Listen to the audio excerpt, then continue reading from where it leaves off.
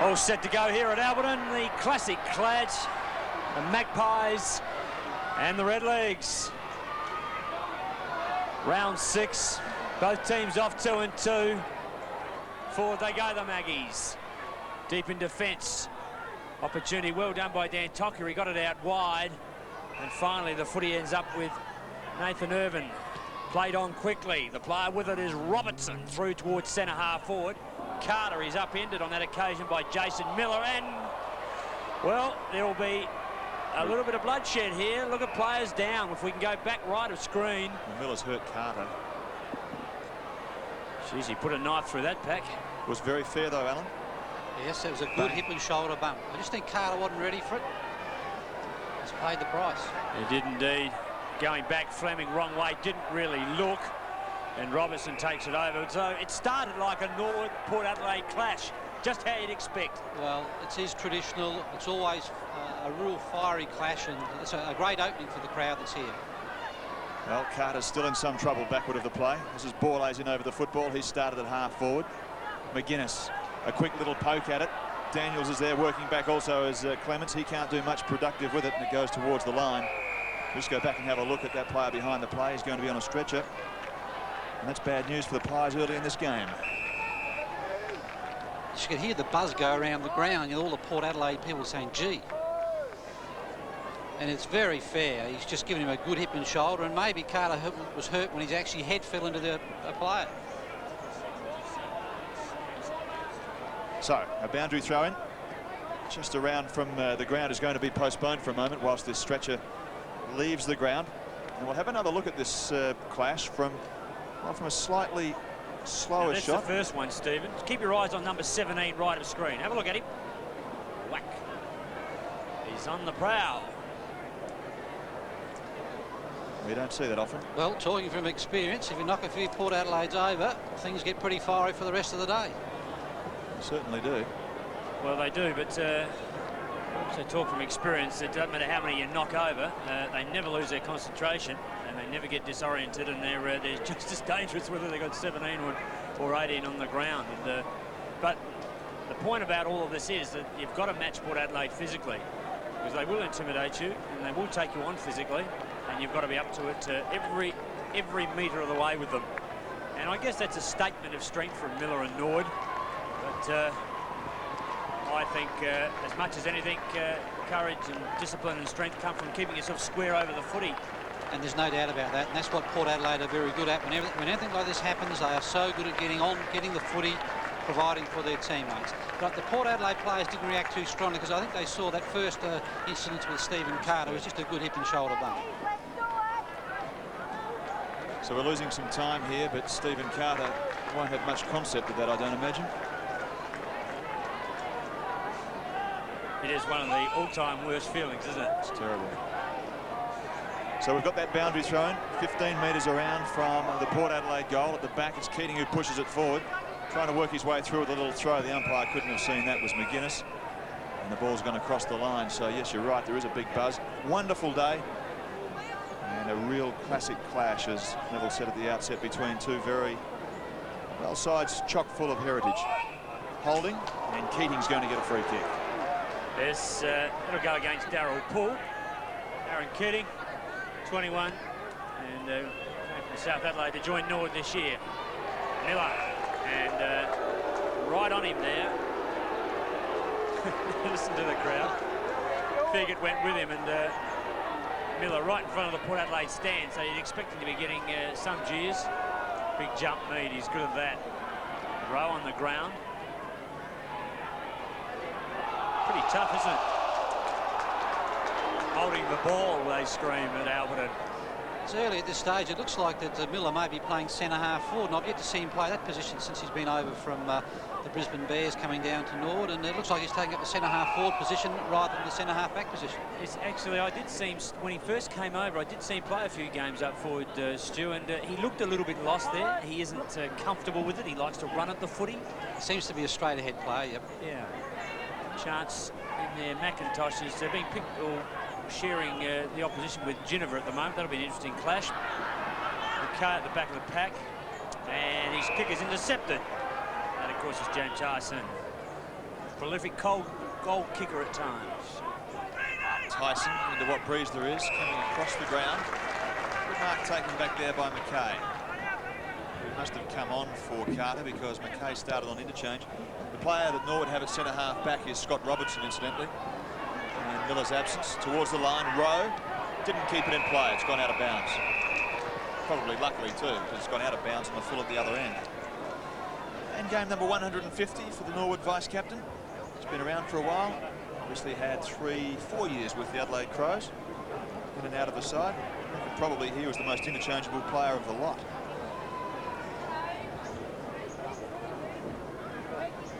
So the game's been underway for 5 minutes. And we've not yet had a score from the ground. Quick handball up towards Donald Dickey around the body. Best player in the right spot was Fegert. He has the job on Miller. Takes a good mark. Short passes, neat and concise. Hits Paul northeast, and we reckon the breeze, speaking of that's coming from the northeast. This kick was pretty ordinary. It's picked off by Irvin. Irvin plays it on up towards half forward. At the back is Fegert again. Here's Miller. Good chance if he can break his way through. He does. Handballs it on. Tyson left leg. Good start by the legs. A good start. The first goal's away. And Tyson's got it from a good handball.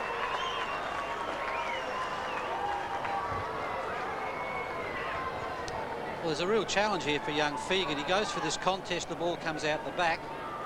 Miller, who's been so strong and aggressive early, gives off nicely first time to Tyson. He's good enough to finish, but we saw young Fegert here a couple of weeks ago against the Eagles in his debut, and he did very well, but this is a different kettle of fish. He's centre-half back today. He's on Miller, an experienced, aggressive player, and Miller's already had a real dip at Port Adelaide player, so Fegert has got his hands full today. This will be a test for the young man. Norwood lead at the 6-odd minute mark of the first quarter. And it's a good feeling to be in front at Alberton. Doesn't happen very often. Wilson with a quick kick forward. Chance Malakillis. It's a beautiful handball, isn't it? He's got pull. Swings back to centre. He's run down, but gets the handball away. Chance now from about 50 for Francis. Sensational. First goal. Beautiful looking kick, wasn't it? We'll get this on the replay, and Paul here was in two minds. Eventually gives a handball, but there's a real lot of power in the kick here from Francis. Kept it low into the breeze and punched it beautifully. And that's an excellent goal, and the Port Adelaide have answered straight away. Good work from Paul, who could have gone onto his left around the flank, but he's obviously had instructions. Bring it back to the centre. Worked beautifully.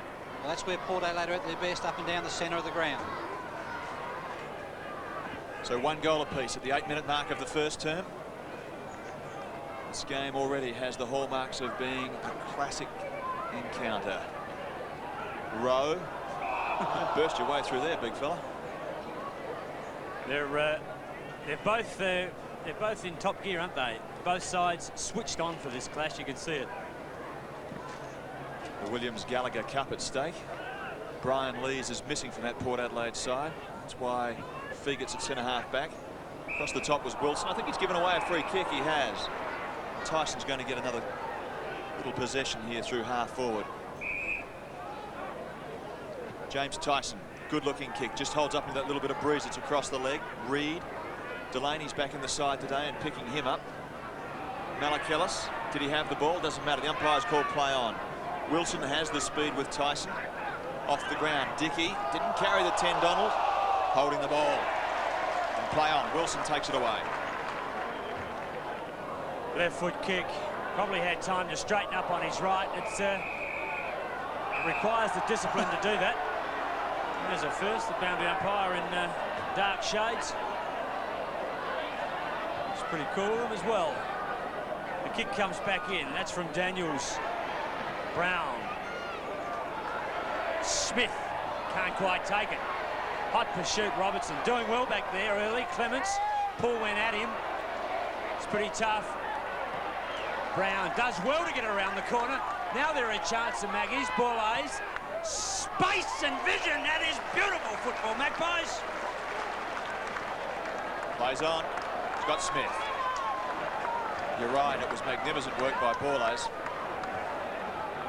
Just beautiful. Around the body. Ginniver got down to it. And then had the coolness and awareness to see that Rowan Smith had drifted down from his wing and picked off the spot about 35 metres out. Doesn't miss these very often, especially at home. It's a training run for him, that one. Rowan Smith. And the Magpies looking pretty good up forward. Whilst it probably doesn't, it doesn't appear on the replay. David Brown worked very hard prior to this. That's him getting the kick around the corner there. But again, beautiful awareness from the Port Adelaide players. Ball A centering the footy as coaches want him to do. And Timmy Ginnivan got it on very quickly to Rowan Smith. But David Brown, back for his first game for the year, has impressed me. Hard at the footy. I like his style of footy. And whilst it's not pretty to watch, he's a very effective player, this David Brown. 6 points the difference. Beautiful bounce in the middle of the ground. Once you get here, it's not a bad ground to play on, despite the fact that you have very few supporters compared to the opposition. Francis can't do much with it. The umpire can't. He's found a free kick. I think Francis or Poole. It's going to be Poole that gets it. Hodges is one-on-one. Comes out towards the left of screen. The kick from Poole falls short very athletically through the air. Always Fleming. Short pass. Tough one. Beautifully done by Harvey. He's a talent. Brings it out towards centre wing. The kick's well balanced and well placed, but Tyson had it picked off. Like Wilson on the far side, it was. He and Tyson are going to have a battle because they're both very quick. They're covering a bit of ground, those two boys. They're on one side of the ground, then on the other. Remember the days jumping out of your skin? Just trying to get hold of the footy. He must be a bit younger than us. He must have a scrapbook. It's a throw. Umpire didn't see it that way. McIntosh, a doubt about his fitness, and Macca has run into a little brick wall and fallen backwards. Still, he got the kick away. He would have hated that, Macca. Quick kick forward. The Magpies. Fiacci. Harvey's got one in the back, surely. Plays it on. Anthony Harvey. Pulses of possessions throughout this year so far. Mead on the back play. Shovels it forward. The ball lays. I tell you what, takes some courage to get the footy at the moment. Tyson in over the football. McIntosh, quick as you like, wasn't it? Number 16 is Cunningham. Reed, a row, half a chance to bounce one back the legs. Not this time, 1 point. Well, the pressure in this game is enormous, and rightly called, Stephen. It does take some courage to win a footy, but these two clubs just rise to the occasion every time. Doesn't matter the position on the ladder, the weather conditions or whatever, both clubs rise 2 or 3 notches. Northeast with it. The Magpies by 5 points. The kick is poorly put. And it falls straight into the hands of Simon Estelle. His kick is back long. He looks for Reed. Keating's there, drifts and floats across the back. Beautifully done. Row to Tyson, and he's butchered the leg. He would normally pick those up, Tyson. He's usually very accurate around the face of goal. Yeah, early opportunities. You've just got to nail them against Port Adelaide, and he'd be disappointed with that kick. And it's important for a specialist half forward to finish. And you won't get a lot more opportunities easier than that in this game. Well, there was good hands by Rowe, unselfish, and it was a straightforward goal. Well, I think he might be selling Roger Delaney a bit short. He just had the pressure of presence there and rushed the kick. McKay back into the danger zone. Brown, possession number 3 for him. Short pass is good, finds McGuinness. Wouldn't have been that fond of each other over recent years as opposition followers, but this time they're in the same colours. McGuinness making the switch 3 weeks ago. Centre wing, little shove. Poole gets it away to Francis, who's opened in sensational fashion. Angove. It is tough in close. Don't expect the pressure to go out of this game for a while. Malakillis puts down Harvey off the ball. Ginnivan round the body, couldn't have seen Darren Smith. Just couldn't have seen him because he was free by about 20 metres. The quality of football is very high, and it'll be a very enjoyable game. Scoreline: Port Adelaide at 12 points. They lead Norwood by 4. Harvey had a lot of touches. Wilson, Borlays is good. Forward they go. Oh, beautifully taken, Ginnivan. Play on's the call, and rightly so. They should be disappointed. Robertson's caught, and Ginnivan says, have a look at that. So watch Ginnivan. Keep your eyes on him after he gets up. That's a catch. Yeah, good clean catch. Umpire didn't see it that way. Umpire's always right. And watch Timmy. Well, he didn't quite see it, but he turned around the umpire and put his hands out saying, I caught that. It's worth having a look at. It really is. Have a look at him. There he is. Turns around. Yes, I caught that. So a boundary throw-in. I'm going to take the different stand. I didn't think he did mark it. Cross ground, Smith, a finger tipper, but a good one. Right in front, he's going to take a shot from about 40 metres. Bar Gary McIntosh, the most experienced man on the ground. Only by a little bit, mind you. He's got 280 games. His little colleague Timmy Ginniver has 279. Smith, right post required. Beautiful kick. How many times would we have done that over a 14-year career? Lots and lots. If you look at the scoreboard in terms of the goals that he's kicked in his career 432. Most importantly here with Darren Smith, at centre-half forward so far, he hasn't had a lot of possession, but he's been at every contest. He's provided a contest, and that's what you want your centre-half forward to do. Then when the opportunity comes inside 40 metres, he finishes the play with the goal. A lot of experience and a good big game player is Darren Smith. Picking for the stateside then. 10 points in favour of Port Adelaide. He's a big game player. Might come back to Stewie on that one. Player in the middle. Free kick, Port Adelaide. Difficult spot though, centre-half forward for the state team this year, I imagine. We'll get back to that later in the afternoon. Mead throws it in high. Watch for Scott Hodges, front of the pack. He's going to have a butte tussle on Nathan Bassett back there today. Oh. Clever work on that occasion by Jenner. He's always doing something, isn't he? Nicely cut off by Dan Tockett. In screen now. Number 36, looks a bit younger with that beard shaved off. 3-1, plays 1-2. Jerry's short pass finds Fleming. Back to Dan Tokia on the handball. And Dan Tokia's kick goes to half-back where Keating got down okay, but he was outnumbered 3-1. Pretty tough gig that. This is Brown up towards half-forward. Watch for Miller and watch for Fleming as well. Playing very well, Fleming. He's reading the ball as it comes in nicely. He took a very courageous mark. Playing his 50th game today. His kick isn't a good one. Angove's got it. Solid looking man, Damien Angove, to the middle of the park, and he's got ball A's. Play on, Daisy. That's what the umpire waves his arms around and says inside the 50-metre arc. Rowan Smith there, spoiled down. Taken by Giorgio, but only as far as ball A's. Watch for Hodges, not this time. Ginniver. And Fleming comes in the nick of time, plays it on towards centre wing. Beautifully done, Dale, and he finds Tyson. He's taken the footy 2 or 3 times like that, just chopped off the play. It's been well done. Very athletic man. Fiacci at the back. Fegert gave one out to Miller. That one's gone across the boundary line. I'll make the point again with Dale Fleming. As a defender, you've got to make decisions. You can't afford to be caught in between, and Fleming's ability to judge the ball coming in has been excellent. Yes, he's backed himself every time, hasn't he? And his skills have been there as well. Miller, Rowe. Oh, beautifully done. Harvey to Dickey, and they look okay with this. Into the open goal goes Cunningham. And he is wildly astray with what was a pretty simple approach to goal. Again, butchering opportunities early against Port Adelaide you can't afford to do, and Cunningham was on the end result of some very good boundary throw in and ruck work then, and they should have finished better than that. Yes, the Geelong recruit wouldn't be happy with that. Fig, it gets the big knock. Ball A's, and nicely cut off. So good defensive work. The pressure's still there, and it's the Magpies by 11 points.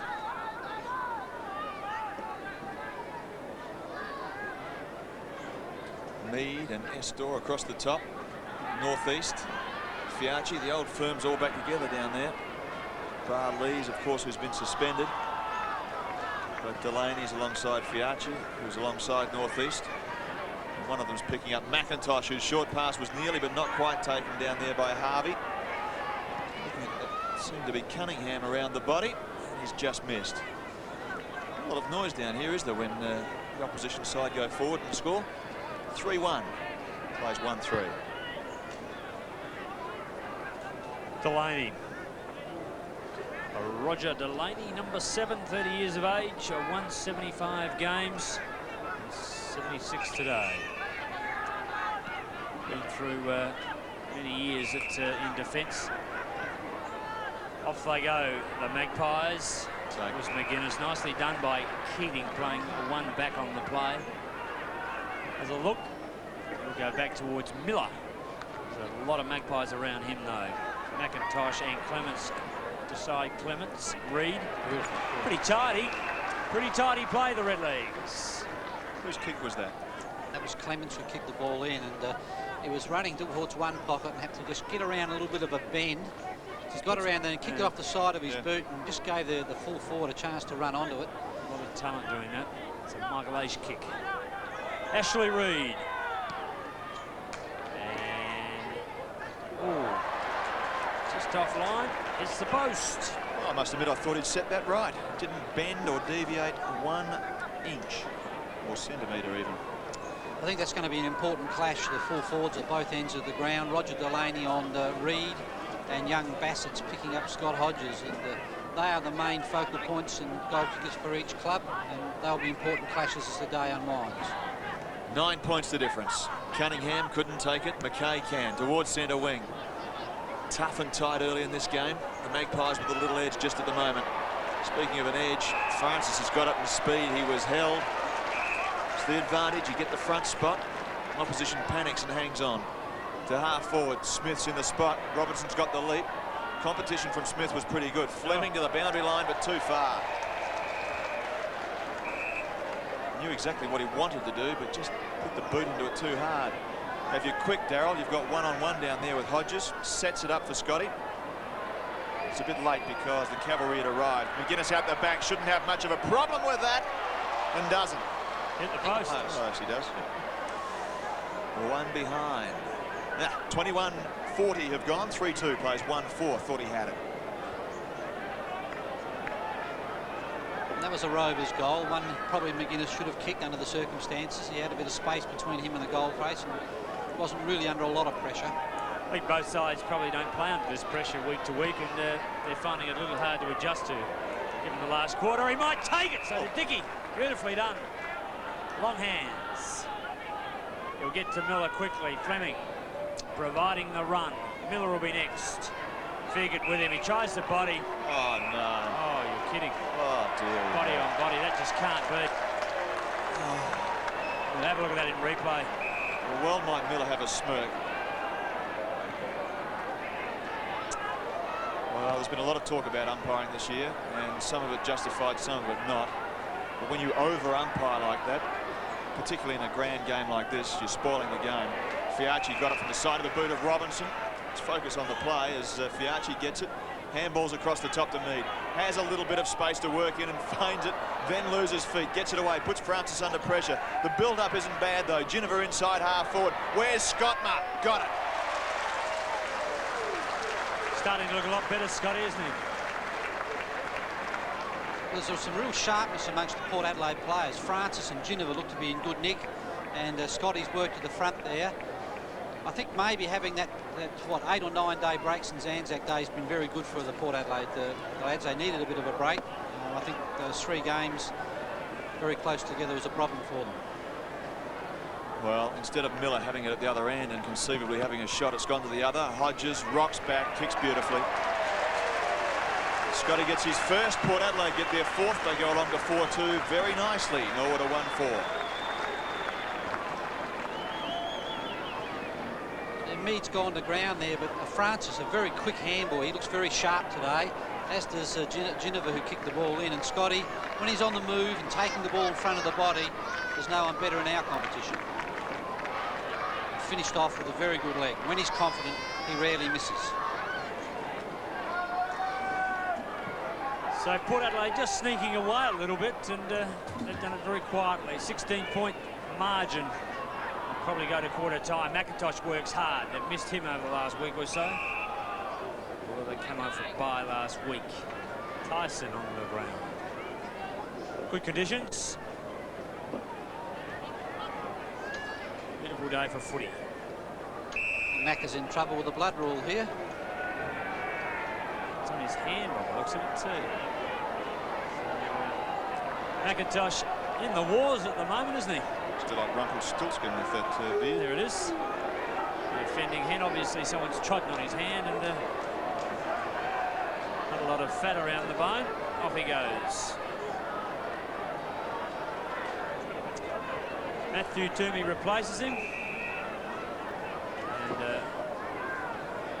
And Years back before the blood rule, Macca wouldn't even know he had it, I don't think. Nor the most players for that matter. That was Rowe. Figat, hands and knees. Fiacci there, supervising. What it did do, Neville, though, was give Norwood 90 seconds to get composed, and all the momentum and urgency has been with Port Adelaide, and that little break gives you a chance to collect your thoughts and slows the tempo of the game a bit. Norwood need a score. Diving it over the football, a free kick. They're going to get a little touch at it through half forward. This is Cunningham. He's quick about it. Save Port Adelaide running down in numbers as it is. Figat and Mead are working back. Won't kick the distance, and he's taken far too long. Carries and carries, but not quite. And there's the advantage of numbers offhand to the front of the pack. Beautifully done by Rowe. Magnificent piece of work at the front of the pack.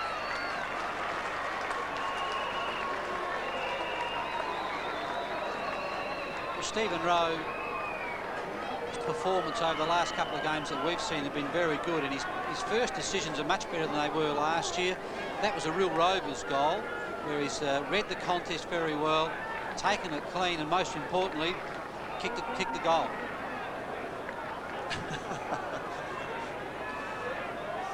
Oh, George. 4-2 plays 2-4, and Fiacci, plenty of gamesmanship there. Watch for McIntosh. This is how he gets his hand injured. That boot just clips it. So easily done, isn't it? Chance, Harvey. Reed, he's there, but plenty on him. Figat and Delaney see the ball to ground. Miller gets it back inside. Cunningham, Giorgio, good play. Another one. The Redlegs look pretty hot. Time on first quarter.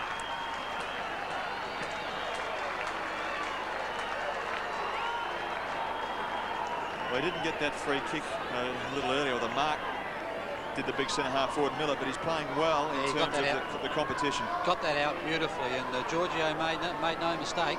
He drilled it, and Norwood are answering that little bit of a surge with a couple of quick goals, and it's certainly developing into a typical Port-Norwood clash. 4 points the difference. ABC Sport, 27.5 minutes into the first term of round 6 here at Alberton. Last 2 times these sides have met, Port have been victorious, albeit just. Borlase, quick kick forward, good looking kick. Full forwards love these when they get one out. It's hard to beat in that situation. And fullbacks hate it. Just the experience of Scott Hodges, beautifully balanced. The other lad, young Bassett, lost his feet in the contest. Might have been better just to sit off a metre or two and have a bit of a jump to score, but you'll never outbody Scott, particularly with the ball dropping into the breeze. And from this position, he'll kick the goal. This wouldn't be a bad way to play Hodges at the moment, because he's not getting off the ground, really. One thing he does do when he has the ball in hand, though, is he kicks very straight. Scotty gets his second. Port Adelaide their fifth, 5-2 to 3-4. It's amazing what a bit of confidence does. That we see this ball here out of the square. It ends up with Borlase, I think. Yeah, there's Borlase. Quick kick out of the centre square, straight down the centre of the ground. Working to the front, Scott Hodges. Good clean mark. There it is, beautiful take. Nice, clean, strong grab of the football. But Scotty, 2 weeks ago here against the Eagles, 3 weeks ago against the Eagles, struggled a bit. Has really got his form back with a bag of 11 against South, 4 last week. And he's got 2 already today in the first quarter. So 10 points in favour of the Magpies on their home turf in round 4. Dickey, Giorgio and Harvey combine. They look good when they throw it around the Redlegs. That's Irvin as he puts it up high. Keating a chance. Wilson, I think he'll put it over the line for a point as he plays dangerously with Stephen Rowe hot on his tail. So when they handle that ball, they're pretty slick. It's like 2 prize fighters at the moment. One delivers a blow and the other one comes back and gets off the canvas and delivers one straight back. To run. This quarter going on a little bit, remembering that we had Carter stretch it off early in the piece. Delaney has McGuinness deep in the back pocket. Rodgers chosen the short pass on each occasion. Fiacci. Mead makes a break at half-back. Beautifully weighted kick for him, but Estor just drops in and does well. Fooled everyone. feigned the handball, came back on the left leg. That'll take some marking, I promise. Miller couldn't quite. It's worked out. Harvey, quick hands. Half a chance with Reed. Handball over the top might have been better, but he waited the kick, and Tyson's got it. Well, his option was the best one in the end. Harvey starting to get on top in the centre of the ground. He's had 4 or 5 possessions, but particularly handballs. His handball seems to be finding the mark all the time. There's the kick that Stephen mentioned, beautifully weighted. Tyson kept the eye on the footy and now has a chance to kick his second. Shouldn't be that difficult from there. But he's missed it. So an opportunity gone missing. 32 plays 24, 8 points the difference. So Tyson's had a couple of cracks at it, hasn't he? At least he's getting the footy. And you can only kick goals if you're getting the footy. So that's a start. Mead and Delaney combined pretty well. Talking about athletes, he's not bad, Mead. Bit of a fan. Robertson playing in front of Smith. Meets the footy. He's got Miller on left now. He waits for Miller to come back. May even be part of a plan. The kick isn't good though. Donald Dickey up high again. He loves to fly. Ango takes his frustrations of the week out on John Cunningham. Tries to poleaxe him into the ground. There it is. The replay. Feagit now. Goes through the hands. Dickey again. He's a bit of a talent, isn't he? Tries to go to Reed. Well spoiled. Fiachi Harvey around the corner. Playing in front though, northeast. Exactly. He's been around a long time. Front spot was the key. If any Norwood player was sitting in front there, he might have been okay. But when you've played 171 games, you get a feel for it, don't you? You know that the front spot's best. Spoiled away. No chance though, because the siren's gone to finish. Players can't hear it.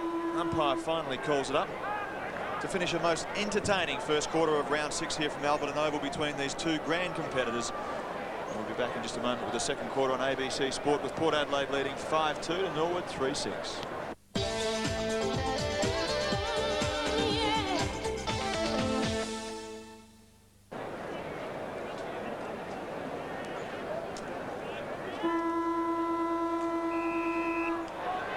Second quarter in the round 6 clash between the Magpies and the Redlegs. And 8-point advantage in favour of Port Adelaide in the first quarter. But nothing in it really. Almost goal for goal. And some good pressure football. Plenty of running. Both sides look pretty sharp. And it has all the markings of the clashes that exist between these two in the past. This is Dickie Donald. The bad handball allows Tony Malakillis to Hodges. Can't quite. He really just needed to pop it up there, Stewie. He tried a little bit hard and stabbed at it too hard, I thought. Probably hit the ball with a bit too much power. Didn't allow him to run onto it. But again, promising signs for Port Adelaide, and just prior to that, young Dickey made just an error with his hands. Robertson, they work it out. This is Dickey again. He's had plenty of touches. Smith tries with one hand, has one goal, first quarter. Irvin there with him, Giorgio. Now Irvin's got it back, goes backwards there. Good support. Dickey on the long left, and Miller well spoiled. Jason Miller. It's a colossus, isn't he? As Stephen Carter found out in about the first 45 seconds of the game. Mead, Rowe, the boundary line is nigh. Well done though by McKay, who's putting the pressure on number 37, Matthew Toomey. The boundary line's one out. Positionally, they look to be pretty much as they finished to the end of that first term. Both coaches knowing they just need their side to settle down. Stephen Rowe laid on top of the ball. Now, has McIntosh come back on the ground? I don't think he has. Look for a cut finger. He must have. He must be getting it stitched up. Out the back, Malakelis, sneaky little handball towards Brown, whose kick is beautiful. Didn't quite carry the distance though, but it had the direction. Across the top was Borlase, was clever. McGuinness can run in with one bounce. Could take a second if he wanted to. Has the kick and doesn't miss. Did it pretty well, Philip. He's first.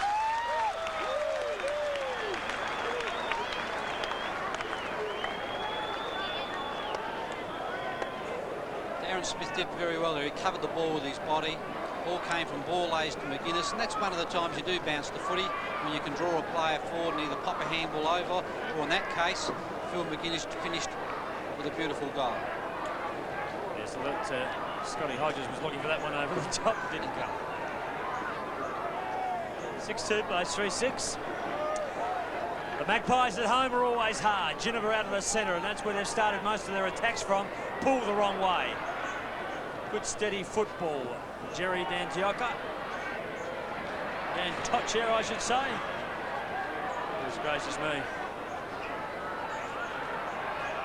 And Angove can't take it. So, centre wing. The breeze has come up a little bit, blowing, well, it's gusty, isn't it? From the left to right of screen, I would think. 4 minutes in. Big knock. Donald Dickey. Dickey's kick to Miller, who's been paid this time. I don't reckon he had that much longer than Timmy Ginnivan had one in the first quarter. About the same. I see saying Ginnivan's mark wasn't a mark now. Well, if that one was paid a mark, Ginnivan's was. Miller's kick's pretty ordinary. Off the side of the boot, and Mead's taken. It's a good catch by Mead. 100th game for Darren Mead. It's taken Meady quite a while to get those 100 games, but he's a very loyal Port Adelaide man. And, excellent player. Excellent player. Kick-started them in the 94 grand final. Rowan Smith. The runners with Port Adelaide watch for Poole. It'll go across the top in the handball to McGuinness. Back towards Francis. Poole's across the top. Poole now gets it. He's going to be under some pressure, though. They overdid it just a little bit. McGuinness, quick pass. Beautifully done on the smother, though, by Robinson. And Dan Tokia, well, Neville described him a moment ago as being cool.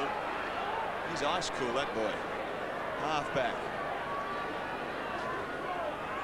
Rowe. Harvey copped one. Umpire saw it and said play on. Goes back and consoles him somewhat. Way up over the top goes Reid. Couldn't quite.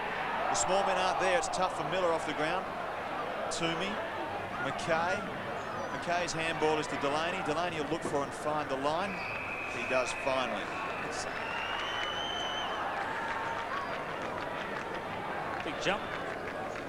I think Reid's got an injury there to his hand or his wrist.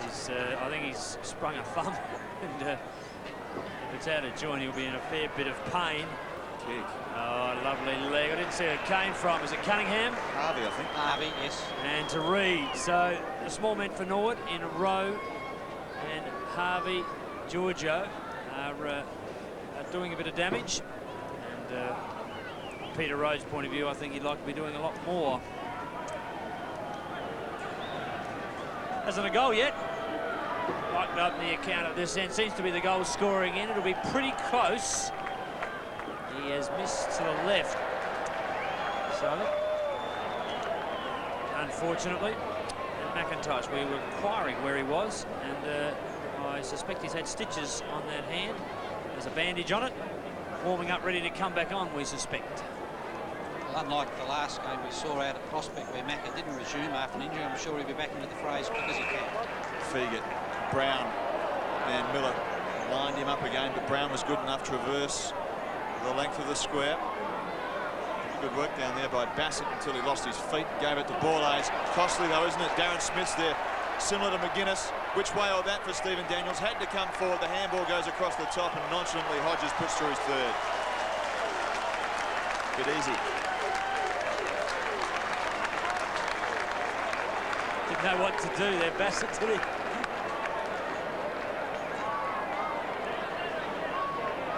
A little kick forward. There's the experience of Port Adelaide. Borlase to Smith. He drew the handball.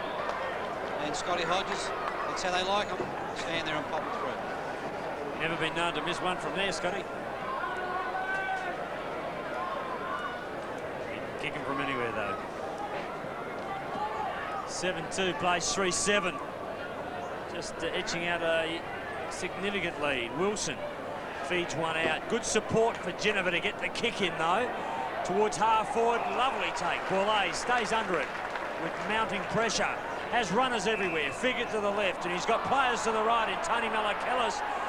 Play on wasn't called, and he'll have to kick over his mark. And the Port Adelaide members aren't happy with that. So all the run gone. He now kicks short to Mead. No advantage there, particularly for the forwards. Now Hodges is your man. Wait for the lead. That's the way. Well done, Darren. Here he comes into the screen. And they need a crummer. Francis, maybe. Here he is. Works his way through. He's like a needle and cotton, Francis. Well done, Harvey. Close to the boundary line. Geneva. What? Keep it in. He's not happy today, Timmy, is he? It's his thermal patterns are out.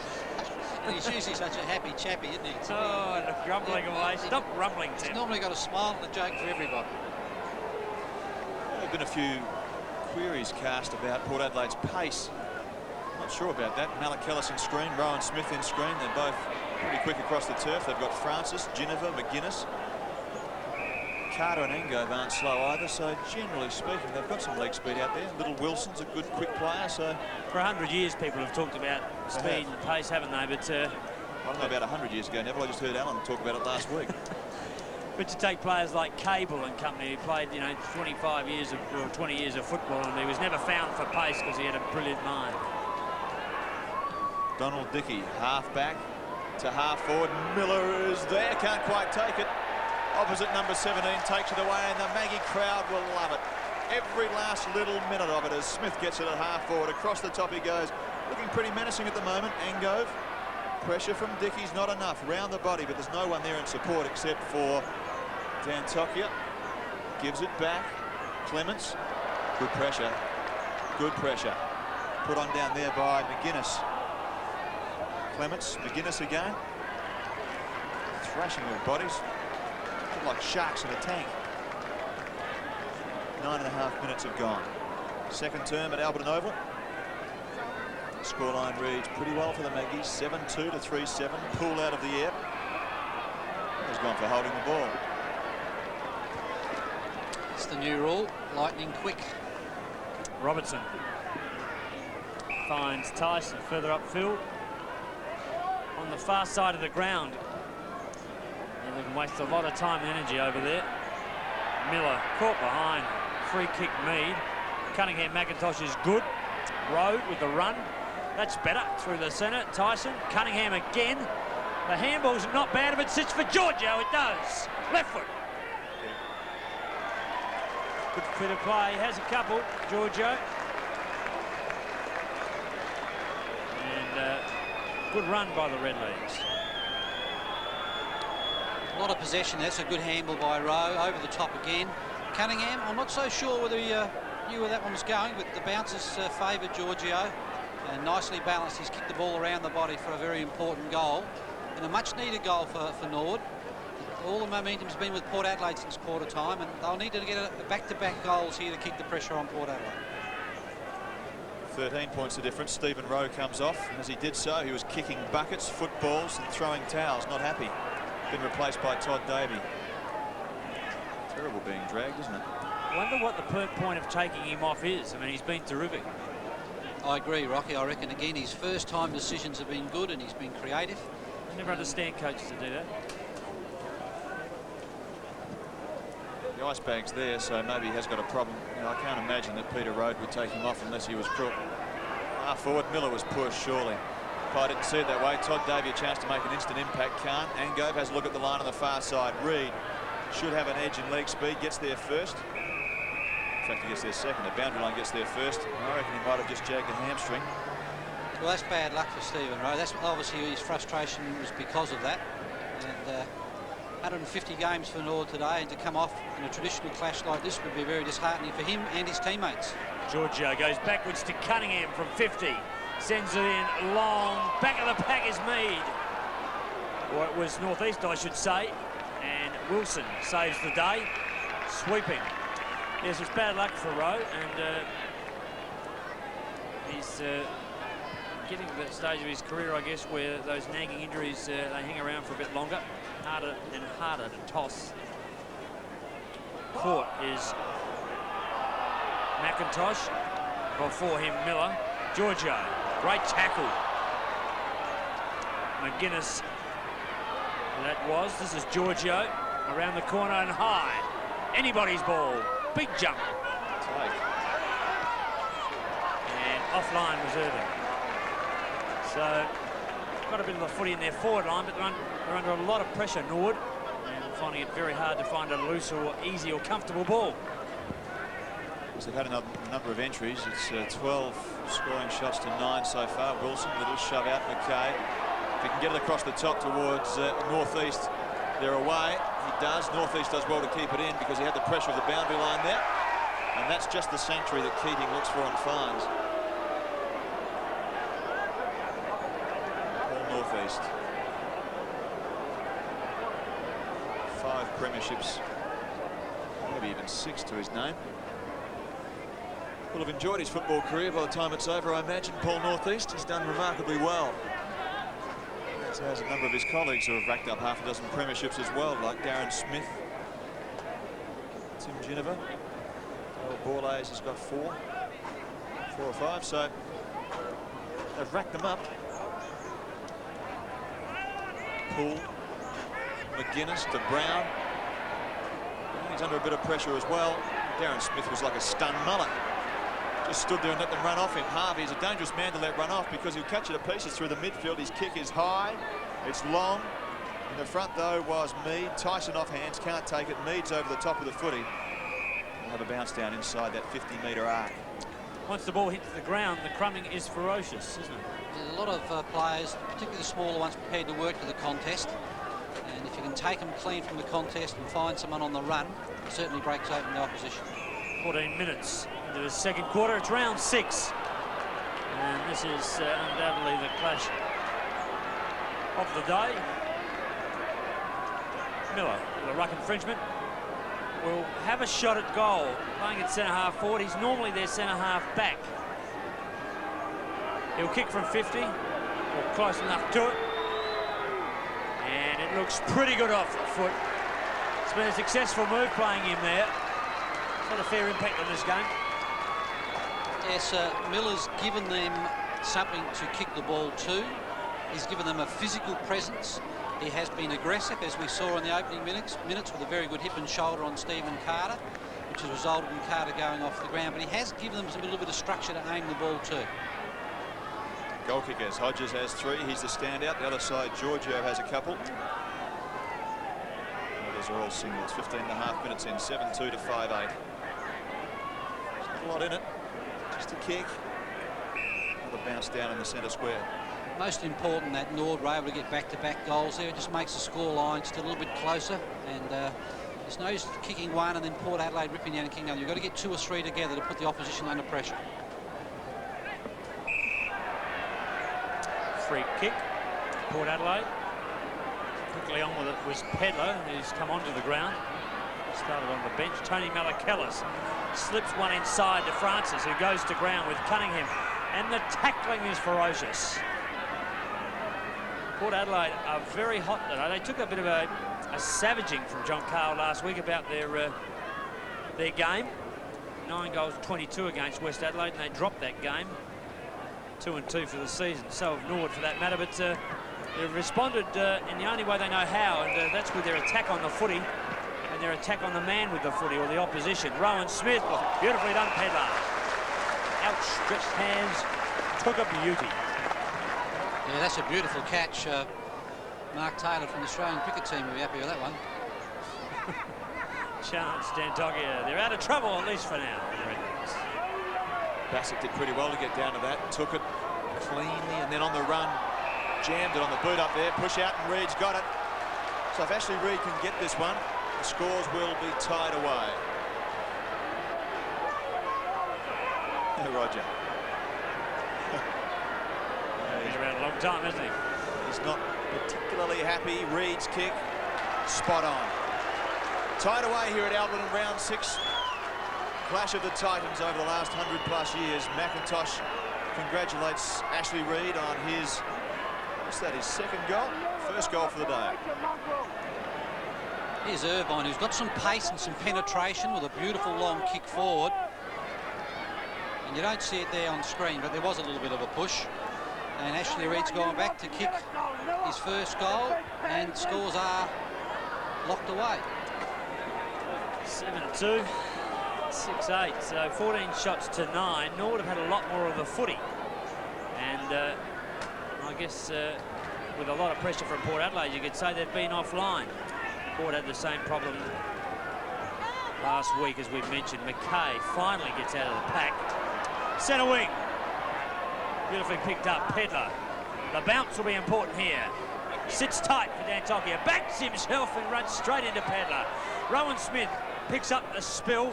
Sees Poole inside. He's in a bit of strife. Needs help. Malakellis sees the gap and says, I'll go straight through here. I'd hate to be driving me anywhere. Dickey. Oh, look at this. He's got a panic, Tyson. Chance for Reid. Finally takes on me. Gets around him. He's inside 50. Has a look at him. Goal. Great footy. Second one. Tyson. That's 4 goals in a row to Norwood. They've answered the challenge in the best way possible, getting plenty of possession. Football comes here. Malakellis couldn't get through. Free kick given away by Pooley. Advantage paid. Good umpiring. You've got to praise the umpires and do it right. Dickey, beautiful first-time kick. Tyson had to get around Mead. Did it well, stayed on his feet, and finished with a very good goal on the run.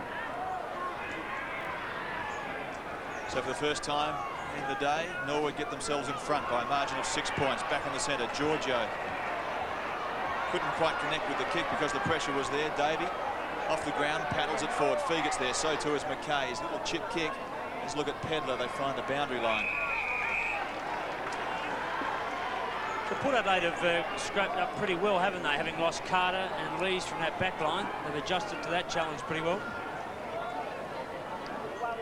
They have. I get the feeling, though, that they've run the ball with more assuredness for the most part. But Norwood, in a good sign, have got themselves in front. Just kept chipping away at it. This is essentially how, because they've been running pretty well. Fleming to Cunningham. Cunningham right up towards the front. Estor out the back, couldn't do much with it. Funny old sort of a bounce and a tough one to take. Space. Who's got the courage to attack the football? Not Tyson. Took a couple of little short ones there. Cunningham. Back with Tyson though. Luck, fortune and everything else is with him. But he's missed that one. So it wasn't quite with him at the end, but he's lucky enough to have it bounce back into his hands. He's missed a couple of, he should have got Tyson today. Yes, we've mentioned before in previous games that he just seems to be a bit hot and cold with his goal kicking. Here we got Darren Mead coming off the ground. And Jason Dillon coming on. So Delaney scours the scene for an opportunity and punches one straight up the centre. And he put a bit of faith in North East, but why wouldn't you? Not many can get on top of him. Beautiful take almost. Wilson out of bounds. 7-2, plays 7-9, so the Redlegs by 7 points, and I'd be happy with that. John Cale quick to make a move in the ruck here. He's got Poole now into the ruck. Against Estor. Smith caught, but gets one off to Brown, can't hold it. Hasn't done a lot, Brownie. McIntosh gets a touch. McKay playing in front of Giorgio. And at the other end, Clements playing in front of Jason Dillon. So off the bench as well, Dillon. The kick holds up in the breeze. Keating couldn't. The crump from McIntosh is intercepted by a quick running Ango. Over 10 is tough. How'd you see it, Stu? I thought it was very tough, but again, you just can't argue with the man in white. He's always right. The man in white is always right. Absolutely. Absolutely. Kick forward. Never been known to argue with him. Never known it would work, put it that way. Ashley Reid sprung into action there in that second term. Himself was first just a few moments ago. Miller's going into battle now with Poole. Keating sits back. In fact, it's Estor sitting back. is Miller, in the front spot. Ginnivan was held. He was going to get it every day of the week, wasn't he? Just played for it. Just worked very, very hard to beat the footy. He kept under control of it all the time. Puts it to the far side where Port have the numbers. Wilson, though, if they cut this one off, Norwood will turn it over, and Cunningham sitting out the front end. Fegut's good enough, though, to get out of it, is he? Yes, finally. Gets it across the top to Brown. Now Port Adelaide a chance. Where's their spare one? It's Francis. Weaves inside. Really wanted to go on the right hand. The left was reluctant. Brown, far side. Underneath the scoreboard reading 44 to 51. Port under some pressure just short of half-time. Good short pass. And Dillon's got it on a 9 possible scoring angle. Short pass, just the right thing to do, and Francis has got it. This is the player, Francis. If he can keep himself in the game a little bit more, he's so quick and so skillful. But he just drops in and out of the game a little bit. Francis has one so far. Kicked that in the first term. From about 45. Beautiful kick. You better strike him down for 2. And you better put Port Adelaide down for 8-2 to 7-9. They trail by a point. That was very good unselfish football from young Dillon. After ball comes out from Borlays, who's had some very effective touches. Brownie finished pretty well into the pocket. But young Dillon had no hesitation. Give it off to a teammate in a better position. And there's the man who kicked the goal, Fabian Francis. Only 1 point in it. The Redlegs hold a narrow lead. Darren Smith. Oh, not a lot in it, but he certainly was held. Goes on quickly. Francis caught, dropping the ball. Has to be. Great tackle, Dantokia. That was Robertson who made the tackle. Donald Dickey sends one up. Miller, not a favourite after he clashed with Carter in the first quarter, and Carter left the field. Beautiful work, Wilson. Even better work, Harvey. Elusive Miller gets it on to Dickey. Front of the square, one-on-one. Keating can't. Loose ball, Georgia has a couple. How good is he? Taps it forward, can't get it in his hands, waits for the free kick. Only Timmy Ginnivan can do that. Nicely intercepted. They've got it back to Maggies. Ango, Brown is good. He'll get on with it quickly. Hodges might be next if he can get around him. He can. Brownie will go for goal. He's on 50, lets one fly, but intercepted and beautifully read by Daniels. Well, I'll tell you who'll be breathing a sigh of relief. Number 32 for Norwood. Yes, they're the footies you've got to take when you play Port Adelaide. If you start paddling and fiddling with a footy in front of a black and white jumper, you're in trouble all the time. 4 times he pushed it and shoved it and tried to get it to sit up or tried to get a free kick. And really, he needed the first take. Anyway, this is Davey, half-back, right-hand side. Plenty of Port Adelaide players there. Certainly not one of them was Jason Miller. He's sitting off the pace. He must have led to a different spot. 8-2 to 7-9. Norwood have their noses in front. Bounce down. New players in and around the footy. They've run forward a couple of Maggies. Davey comes clear with it. Port again have the numbers. Fegut's one of them, takes a good mark inside half-back. Delaney. Beautifully put. Is a sensational kick. Rowan Smith's got it now. And nicely tucked in towards centre-half forward is Darren Smith. Hodges is next. Can't quite take it. He's got a free kick, though. And I suspect that's for being just a little high. And we might see that in the next picture, but he's leading well. And as they run the footy in, they look pretty dangerous with him on a lead.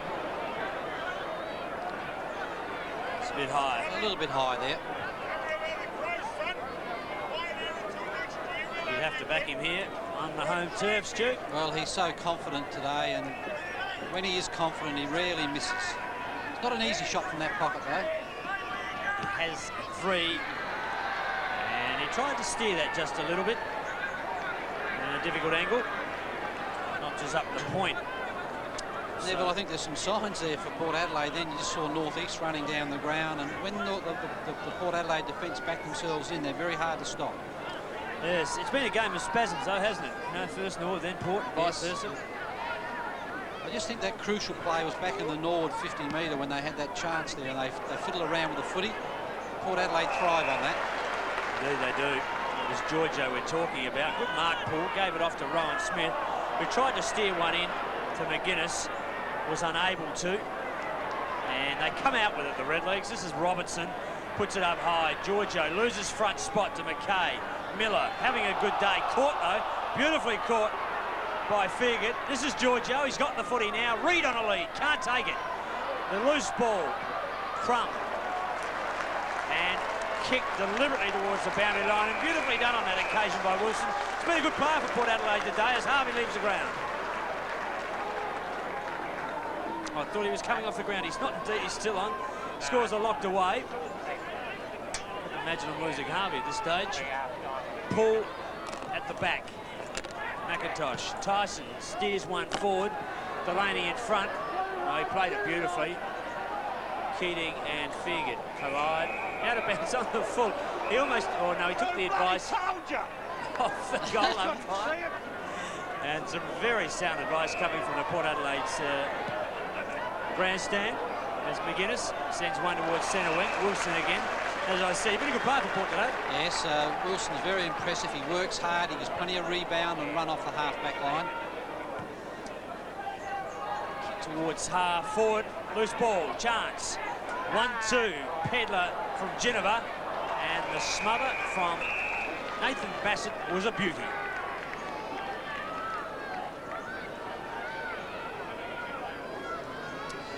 Throw in at half forward for Port Adelaide. And Robertson takes it out of the ruck. Fabian Francis has got it at centre half forward as the siren sounds to end the second quarter here at Alberton Oval. Port Adelaide and Norwood tied away. 8-3 Port Adelaide and Norwood 7-9 in what was a very exciting second quarter.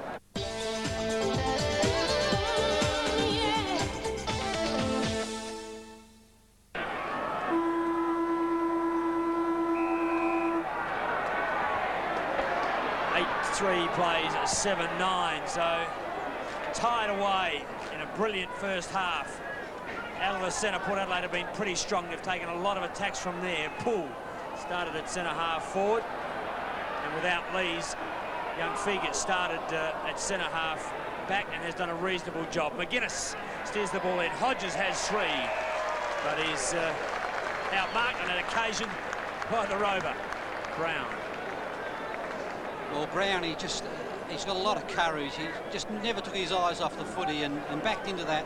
Scotty tried to protect him, but a lot of courage there from David Brown. And he struggled a little bit in the first half, but the thing with David Brown is he'll just keep working and keep at it and still be there. And his courage is unquestioned. He gets a chance here to kick his first goal. From about 25 metres. Hasn't been a superstar today, but he's certainly been... worth his place in the side, and that was a typical David Brown goal.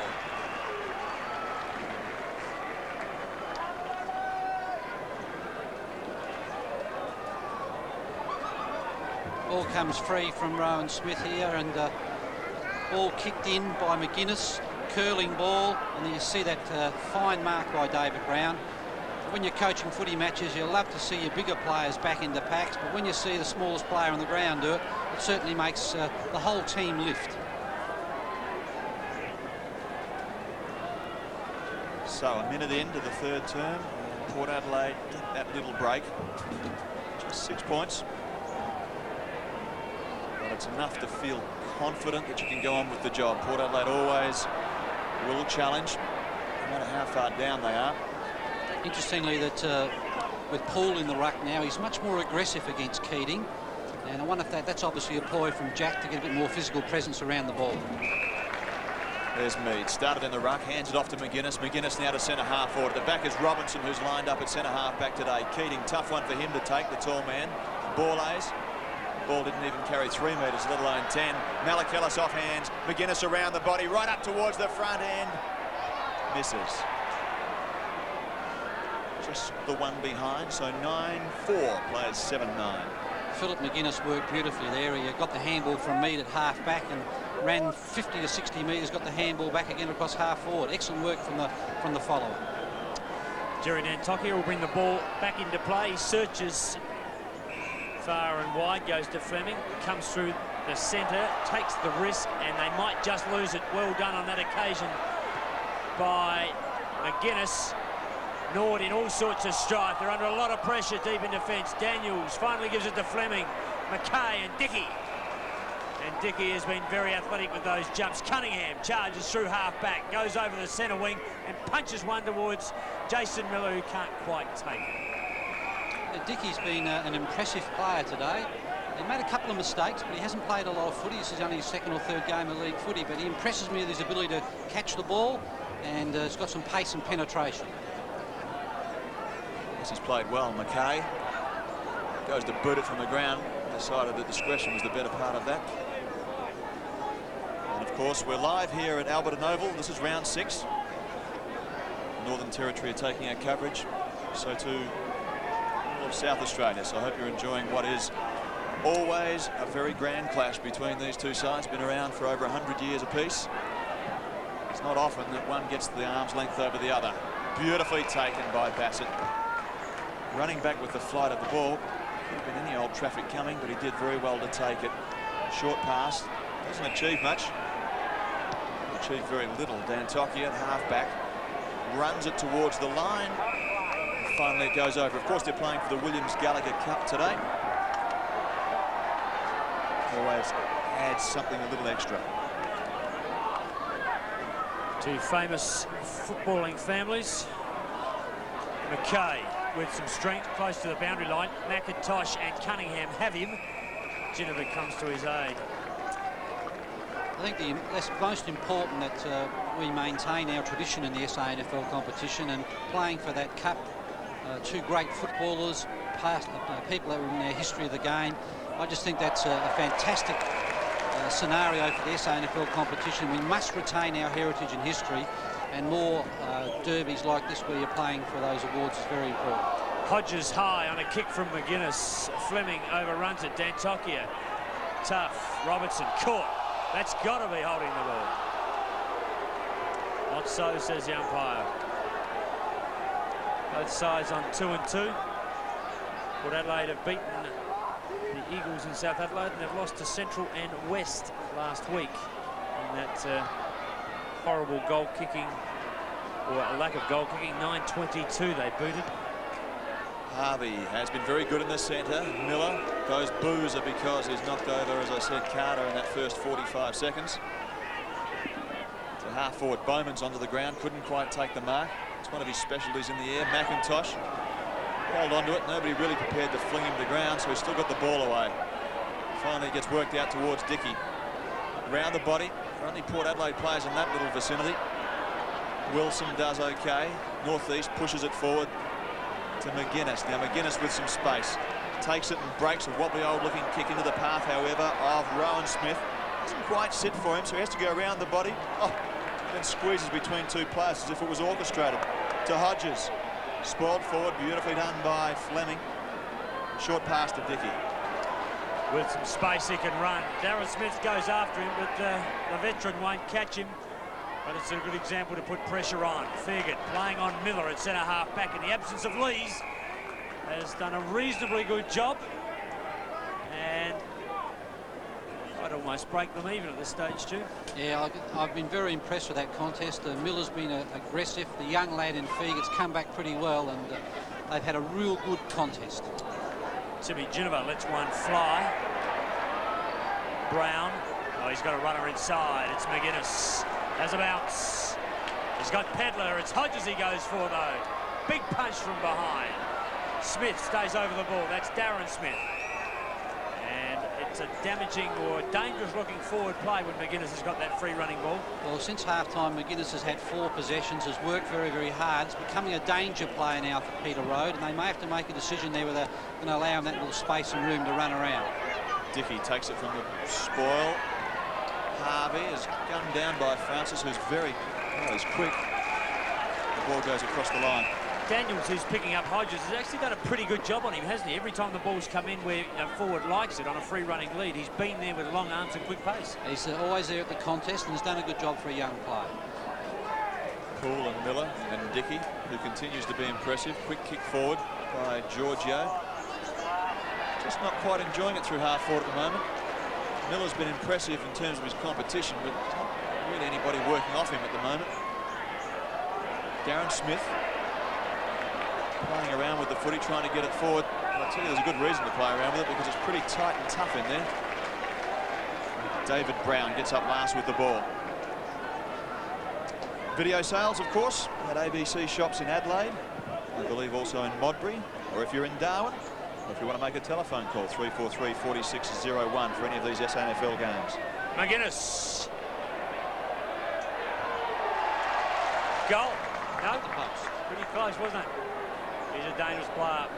Joined their club about 3 weeks ago, exiting Glenelg. Eyes on the AFL, I would think, and Port Adelaide's entry.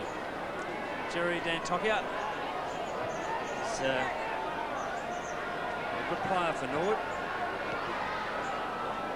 34 games. Pull, front of the pack. And Keating goes with him, but it was a very, very good catch. Yeah, good mark there. Good strong mark in front. Puts it up high. Watch for Hodges. He'll go against a couple of them.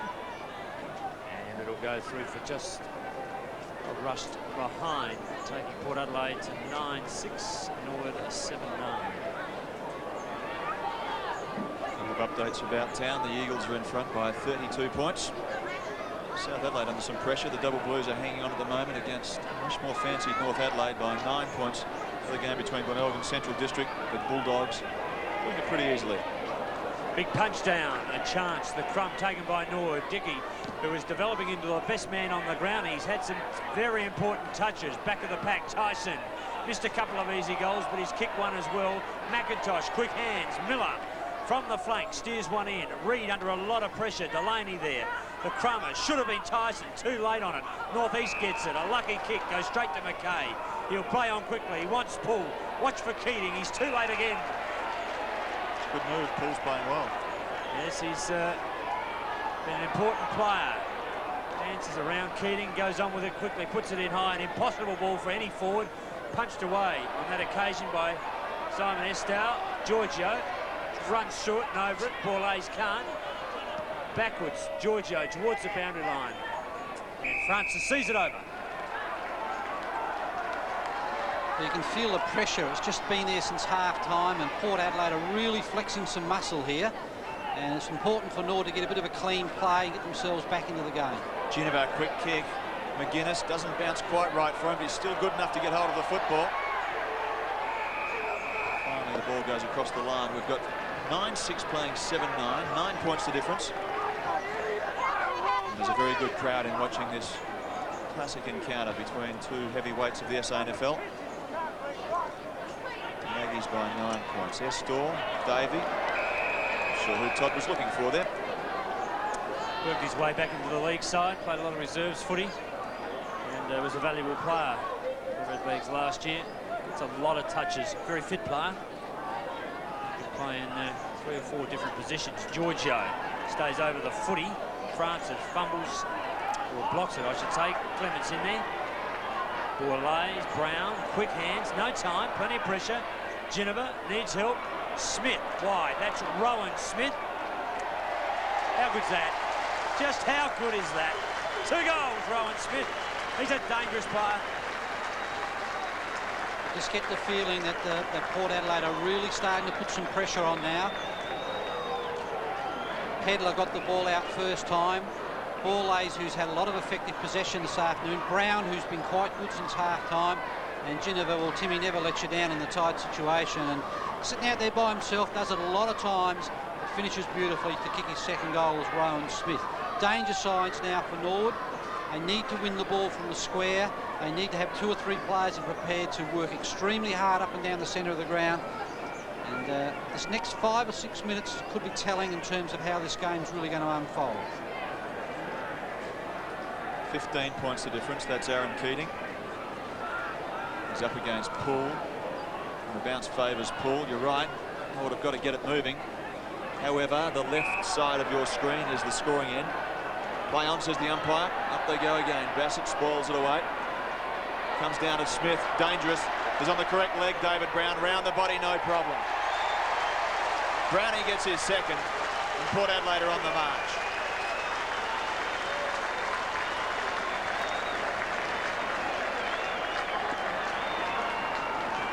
Winning through that centre square area. Umpire paid the advantage correctly so. Ball came free and Smith, first time handball to Brown on his favoured left leg. It's a beautiful finish.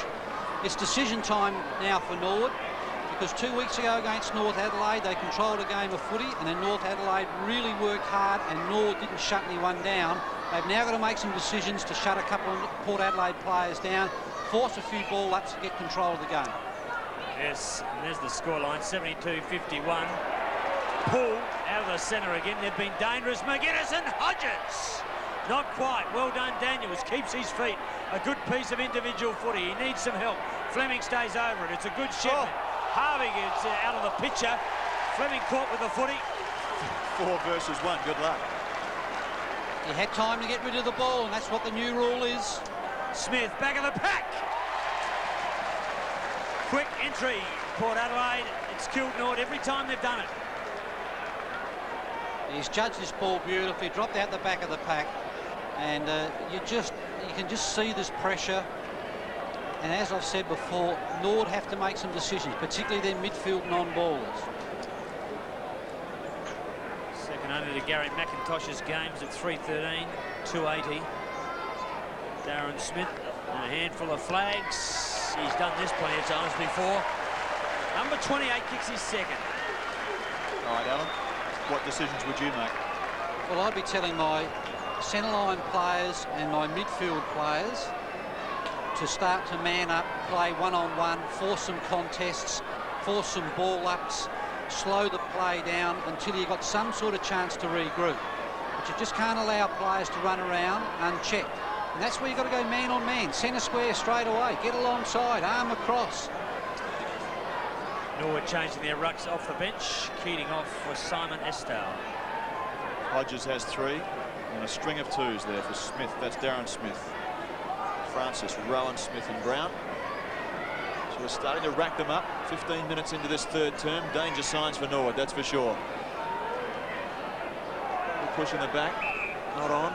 Nothing's happening. They've taken those last few out of centre square very quickly, the Maggies. It's tough to beat that as a defender. Stephen Daniels did remarkably well just a moment ago on Hodges. And then Fleming was caught cold, wasn't he, just by sheer weight of numbers. Davey, slick little handball, falls to the arms of number 11, who is Nathan Irvin, puts it right up to the front. Roger Delaney's there. Stephen, I'd just like to say that whenever the Norwood Footy Club have been under pressure in the last decade, Gary McIntosh is always the man that's got to carry the can. I believe there are other players, senior players, in the North Adelaide side, in the Norwood side, that have got to stand up and be counted. Look at the numbers on the run here. Yes, and there's that man again, Brown. He's kicked a couple. They've got to pick him up. I think Harvey's got the job on him. Hodges gives up the footy, finally gets it to Ginniver, or not quite. Players, Ginniver again, fighting pretty hard up there. Port Adelaide have come out in this third quarter and kicked 4 goals in as many minutes, and 2 of them to Brown and 1 to Rowan Smith, who was completely by himself. You can just tell, can't you? It's like a couple of hungry sharks who have got the scent of blood thrashing around in the water there. Ginniver and those players around, they just wanted a part of the action. They got some of it there. They didn't. That's shepherding. That's the umpire's view of that particular play. We might have a look at it again shortly, but Darren Smith's got the ball. And he's another player that's come right into this game in the first part of this third quarter. There's 2 goals, 1 in the first and 1 in the third. And in exactly the same position. He kicked one just moments ago.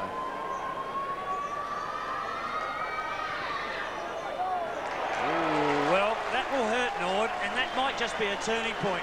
5 goals in no time at all, 17 minutes, and Darren Smith gets his third.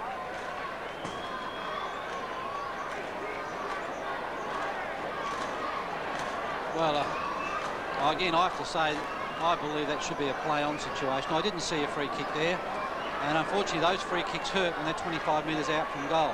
And then again, when you're confident, you're playing well, things tend to go your way. I'm just interested to see now whether the Norwood players will go man-on-man for a while, just to try and cause a few ball-ups and make more of a contest out of it, because Port Adelaide are running free at the moment. Well, 18 minutes into the third term, and the Magpies have kicked the last 6 in succession.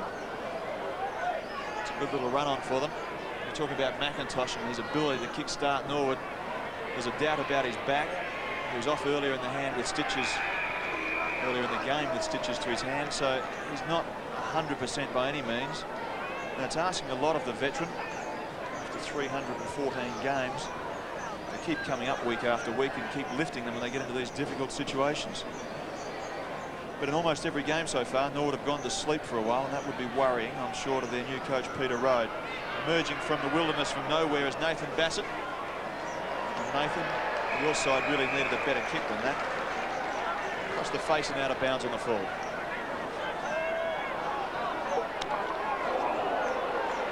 Northeast, centre wing, McKay underneath it. Takes a very good overhead mark. He'll go on with it quickly, despite pressure from Dickey. Smith. Now, Robertson has done a good job on Smith up until this third quarter, but he's actually been pounded in this third quarter. Hodges underneath it. Daniels with him. Dan Tokia, the sweeper, goes defensive side. Miller lets it run through his leg and then kicks it out on the full. And what can only be described as a very ordinary piece of football. Well, look, it just happens when you're under pressure, and Scotty Hodges did very well to put that pressure on him. But I think it's more around the ground pressure at the moment. It's happening everywhere. It's not just in defence. You can't blame the defenders all the time. I think it's through that midfield running area where Norwood players haven't reacted quickly enough to what's happening. Just about back, Francis, from here, the way they're playing. Glad I didn't take any of that money. 14 goals, 6. The Magpies, and they are very hot here at Alberton at the moment.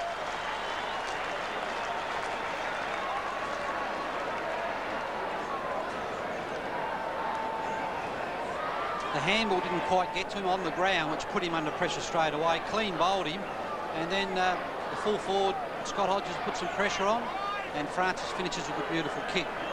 I come back again to the fact that when you're looking for leadership, and I spoke to Peter Rode during the week, when you look for leadership, you look at from 8 or 9 players, not just one. Just quickly, the Eagles by 39 points over South Adelaide. In the centre here at Alberton. Later on the charge again, Sturt have eked out a 17-point lead so far. Maybe looking at their second win. Central by 44 points. Here is Port Adelaide up into attack. Player on the march is Pedler.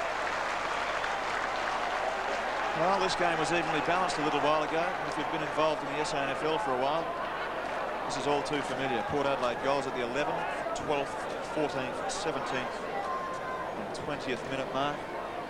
And now just over that, Pedler's a chance to get another one. Bit of the right post will do it. Well, if you're a Port Adelaide supporter, you'd be loving this.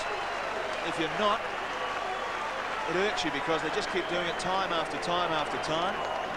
And I don't mean that in any demeaning fashion because I respect them greatly, but they just have the ability to pull it out when they need it.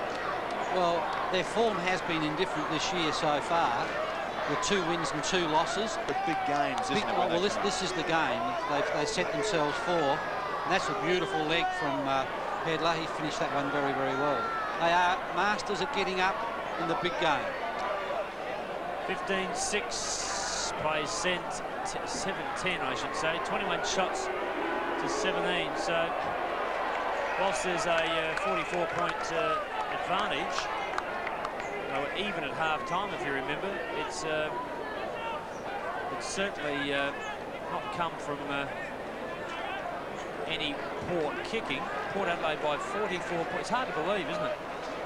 Well, they've won the centre square. Their key forwards are playing well. And their runners are on top through the midfield as well. This is Darren Mead. Only in the sense that they've... hard to believe in the sense that the game was just the pressure that Norwood had on them, and they've just lifted that pressure. Maybe it's that Port Adelaide have stepped up the heat a little bit. This is Fleming at half-back. He's got Bassett through the centre. Bassett in the brilliant sunshine here at Alberton Oval. Puts it up towards the middle of the ground where Macca's lurking. We'll get a few boos as well. Pushes it out to the side. The runner is Robinson. Robinson. Short pass was picked off by Poole. The player who got the kick in there was Irvin. They turned it over towards centre wing, and Darryl Borlase is sitting out there. Across the top could have been Malakellis, option of two. Rowan Smith or Malakellis, and Malik gets it at half forward. Inside very quickly, good tackle, should be holding the ball, and he is. Oh, that'll take the heat off it just for a moment. Good tackle by Jerry. He had ample time to get rid of the footy. Decided he was going to try and break the tackle. Yes, they need a little bit inside David. They certainly need him to fire. They need Macca to get on top. Losing Stephen Rowe hasn't helped them at all. He was a terrific player in that first quarter and a half. But they certainly haven't got any of their runners in the picture at the moment. Tony Malakellis to Rowan Smith, who's been fairly productive from centre wing today. Short pass to Pedler back into the side. After a very, very long stay in the reserve, Simon Pedler, former Crow-listed player. And I'm sure he'd be breathing a sigh of relief to be back into the side today. Should have taken that one, but generally he's played pretty well.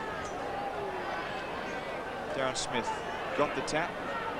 Fabian Francis, a tough one to take. Lay over the football, and the umpire will have a bounce down. So, 15-6 to 7-10. All of a sudden, it's 44 points the difference. Yes, it's. I think Port Adelaide have turned it up a little bit. There's no doubt about that. And you know, David Brown, who was not sensational in the first half, has had a blitzing third term, and so has Darren Smith. He's had the footy there again. Malakellis, Hodges high, can't take it. Daniels is there, so too Bassett. Fleming, it bounces off of him in a handball. Dickey knocked off the footy. It's pretty tough out there. Number 20 is Jason Dillon. Tries to chip it around for Hodges. Borlase is caught. They're doing all of the crumbing. They've got Norwood under terrible pressure. Smith has 3. He won't get his 4th with that kick. But they're just looking very, very good, Port Adelaide. It's pretty simple, isn't it? Numbers at the football, and attack it hard and fast. Port Adelaide have done it all term.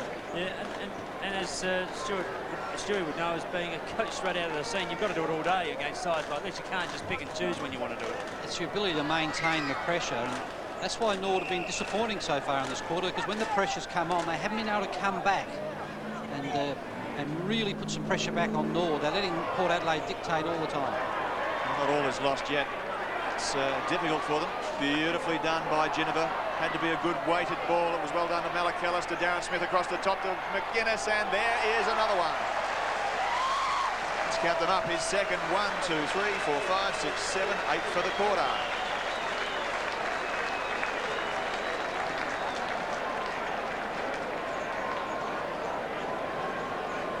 Ginniver's been there all day doing it. Malakellis has had a big quarter this quarter as well as all the Port Adelaide players are. Smith was controlled pretty well in the first half, and this man McGuinness, since half time, he must have had 8 or 9 possessions, and his run and creativity has been very important. Now, you just wonder what you can do under these circumstances, but I think that you need to pinpoint 3 or 4 of those playmakers and try and shut them down, and that's what should be happening. And I have a question mark over Norwood that they are struggling in that department when they need some people to pick stand up. You almost would want a time-out, wouldn't you? And Peter Road would have called one 15 minutes ago. Yes, it's one thing about Australian rules, isn't it? In the old days, someone would start a brawl or do something, but you don't get much time to think about it. It happens very quickly. But as Alan Stewart said, you need someone to take responsibility for someone like a Brown and just grab him and stay with him, get on top of Smith. And everybody to be accountable for where their fellow is. You know, Rowan Smith in the first part of this quarter just drifts out 15 metres by himself. Okay, might be sitting out. You make the decision to go to where the footy is, but that's the wrong decision if he ends up with the footy, isn't it? Well, if he's your man, and when Port play well, they've got a lot of players on the end of the footy that can finish beautifully. And Rowan's probably the best finisher in the competition. But you've got to pay. Let's watch this kick here from Miller. And that really is how things are travelling at the moment for Norwood. So John Carr would be pretty pleased with the way things have lined up, particularly Carter off early in the first quarter and starting the game without Lees, Stephen. Yes, Brian Lees having a holiday via a suspension. As Delaney brings it back into play via Fegert. It's a difficult job with the Colossus Jason Miller today. He's handled it pretty well, I reckon. Clements, far side. Pretty pacey boys out there, Dillon and Clements. Dillon got a little toe to it, kept it in play. McGuinness is there to lend some support, and that is a throw. Much doubt about that. So I always used to think that when a side was getting a run on, your runner would be going overtime. That's the side against you, I mean. Your runner would be going overtime to try and get them to man up if you lack some leadership out in the ground. Player goes down as Fegan. Poole's got the ball. You just like to call a timeout. Oh, whoa, just bring it in for a while and let's have a talk about it. But in 30 minutes, as you're seeing here, the game can get away from you. Darryl Poole tries to get through. Boulez is slipped. Tony Malakellus and Hodges in between them, but Dickey gets in there, does it well. Robertson, who's been a good player at half-back, puts it towards the centre. Norwood should have the numbers. Desperate work on that occasion from Fegan. He's been a good player at centre half-back and holding the ball against the Norwood player, Cunningham. Yes, we've heard it all before, Johnny, but Darren Mead's got the footy, and he's played well today. Well in the fact that he might not have had the most stats, but heck, he tries hard. He just keeps at it and at it and at it. Called out of it by Fleming was Scotty Hodges behind him. Guess who? Let's have a look. And just a little bit earlier, Fleming was in the box seat, and he just stepped aside because this man called him out. I've got it, Dale would have been pretty close to what he said to him. Well, that's how it looked, didn't it, Rocky? And that's why in league footy you've got to call the player in, and just always have rules like that where you just cannot get called out of a ball if you've got front position. That's the result. Scotty Hodges has 4. We talk about, under these circumstances, what do you do? As we see that long ball come in. Yes, and you could see Fleming, he heard the call and just kept going, and Hodges completed the mark and then also converted for the goal. But the leadership thing for Norwood is not one person's responsibility. You need a couple on each line, a couple in defence. They need to make those decisions as a group what they're going to do. And at no stage do they look like stemming the tide from Port Adelaide. Well, when James Tyson kicked the goal at the 18-minute mark of the third term, Norwood were in front. Since that time, the Maggies have booted 10 in succession. Norwood have looked pretty sick and sorry outfit. Chasing jumpers. There's McIntosh. He's got a sore hand, a sore back. The legs have copped a pounding over 314 games. The legs are a bit sore as well, I suspect. But Port, they're just at you, aren't they? Well, all the work's being done by Port, isn't it? All the tackling, all the hard work's being done by Port. Norwood are just fumbling around at the moment. No initiative there at all. Quick kick forward. It's not going to happen, though. And I don't think Miller will get that mark. He won't. Umpire calls for the footy. So well might the Magpie fans put their hands together for their side, because through that term, they kicked 9 goals to take a 56-point break at three-quarter time. Yeah, great performance from Port Adelaide. Take nothing away from them.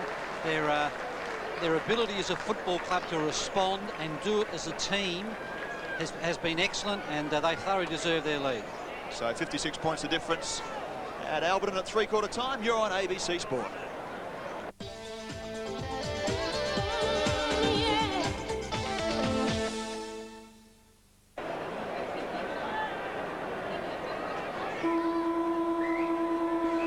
Some 56 points, and Norwood in all sorts of strife. In that third quarter, they could round on 9. 2 goals to Darren Smith, 2 goals to Brown, and a string of singles. And Tim Ginniver had his part to play in linking it up, running, carrying the footy. David Brown was terrific. Malakellus brought the footy in quick. Scott Hodges gave him something to shoot for. Nigel Figgett at centre half back was good. They just looked good all round. And this man, Phil McGuinness, is enjoying life at Alberton at the moment. He's playing good football. Harvey can't take it. Beautifully done, Malakellus. Can he? Around the corner he goes. Had a good look and gave it to Pedler. Well, the initiative is all with Port Adelaide, isn't it? Malakellus has really improved in this quarter. And you see, again, the Port forward prepared to go to the front. And that's the place to get him with you in that forward setup. Simon Pedler, who's been placed up on the forward line since half-time. Yes, he kicked one in the third quarter, and he joined Fabian Francis. He won't join anyone on that one. Scott Hodges, Rowan Smith, in goals in that third quarter, along with a couple, as I said, to Darren Smith and David Brown.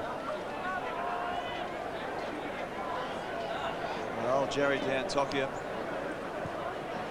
has been around for a while, and he won't be enjoying this one little bit. He's a beautifully skillful player, Jerry. He's you watch his hands and legs. He very, very rarely makes a mistake with leg and foot.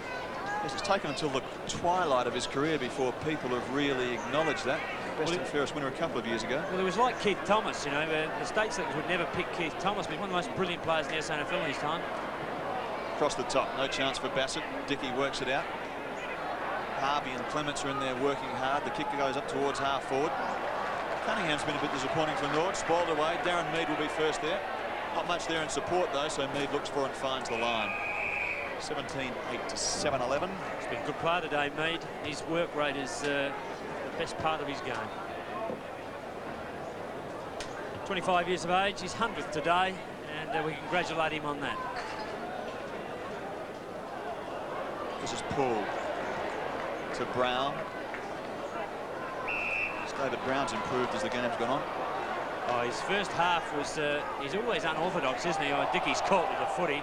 Caught cold, wasn't he? Yes, he was. Dylan did it beautifully. Gets the handball out. Chance Smith. Malakillis goal. We can't even get a conversation in, Steve. They're kicking so many goals. Good goal, Malakillis. Good work, the Maggies.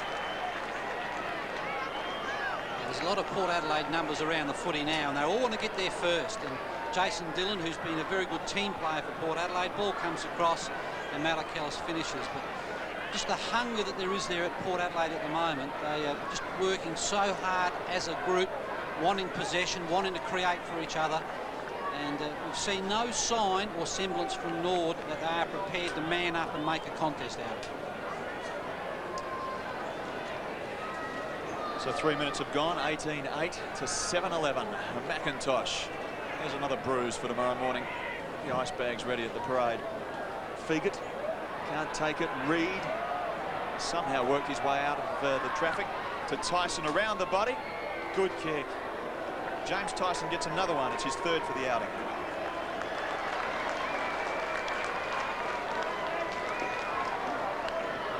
And I guess one of the things that does is stops the break. Port Adelaide kicking 11 in a row. Well, it was a loose ball that came out. Even then the ball was out. They had to pick it up off the deck. He didn't get a handball hit him properly, but he did finish and kick the goal. It's interesting, the flexibility of the Port Adelaide side. Like Darren Meads played half-back flank in the second half on Gary McIntosh. Yes, I've actually been watching that, and he's playing across a half-back flank, Mead, along with Wilson and Fegit. And as he comes off the footy, Darren Mead picks him up. So it says a lot about his athleticism and his ability to cope with players half his height. Normally you wouldn't match up like that, would you? 18-8 plays 8-11. So it's been a veritable thrashing in the last quarter and a bit for Norwood. Centre of the ground. Paul just goes for the big punch, able to get away with it. Coming onto it is Bassett, stays over it, but can't quite take it. Players diving on it in Port Adelaide. Bassett this time, Irvin caught, Malakillis, great tackle and holding the ball. So that really sums up Norwood's position at the moment. Just a bit too slow, aren't they? Not as sharp as Port Adelaide. The young Bassett also worked very hard there, but didn't get a lot of support from his teammates. Rowan Smith to Angove. And Angove's got Darren Smith right on the 50-metre line. They've made many blues today, Port Adelaide. Been hard and tough at the football. When they've got it in hand, they've generally used it pretty well. And Darren Smith's been good. Speaking of good, that mark taken by Robinson has been well taken. About 15 metres out from the Port Adelaide goal. Very athletic man, not a bad move to have him at centre half back. He's certainly not been their worst player. Well, apart from that third quarter, he's done a good job on Smith. Fleming to centre wing. Clements is there, so too is the boundary.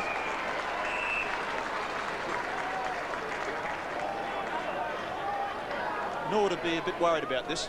They started the season with 2 wins. And then they dropped their next couple. And if they lose this one to go 2-4, well, looking down the barrel a bit because they've got the Eagles next week, and that won't be easy either, given their form today. Another bounce down looming on centre wing as David Brown jumps in over the football. Not an easy job. I think, importantly, Triggy, that these two clubs will be setting themselves for a top 3 finish. Port Adelaide will go 3-2 today, and then they play Sturt next week. And as you said, Norwood have a tough contract against the Eagles, so this is a pivotal game for where you're going to end up at the end of the season. We seem to talk a lot in this competition about sides not finishing on, but in Norwood's last outing against Glenelg, we can remember that they were in a good position at three-quarter time and got rolled. Same against North. And the same against North, and Peter Road comes down to Alberton and can't muster anything in the stomach after half-time. The game isn't over, I know, but they're looking pretty sick at the moment. Brown and the boundary line, 18-8 to 8-11. This is ABC Sport. Of course, our football videos of this game. I don't think there'll be too many Norwood backers going out and buying them from our ABC shops. If you're a Port supporter, you might like to ring 343-4601 and get yourself a copy of the tape. Miller, Fleming. Fleming just about got cleaned up, didn't he? This is Nathan Irvin. Absolutely nowhere to go. It was up a one-way street. But not quick enough to make a decision either. Hesitated a little bit. Actually, it would be a good quarter of football for Peter Road and the Norwood Footy Club players to sit down and have a look at that third quarter and just find out who was accountable and who wasn't. And that's how you learn how to win pressure games. You don't hide from it. You sit down and have a good talk about it. Aren't they good meetings? I had a few at Central District over 5 years. Well, if you've ever, every player in footy has had to sit through those meetings, and they are embarrassing. The video doesn't lie, and there's your player running off you, you're not chasing. There's your player taking a mark in front of you when you're not punching.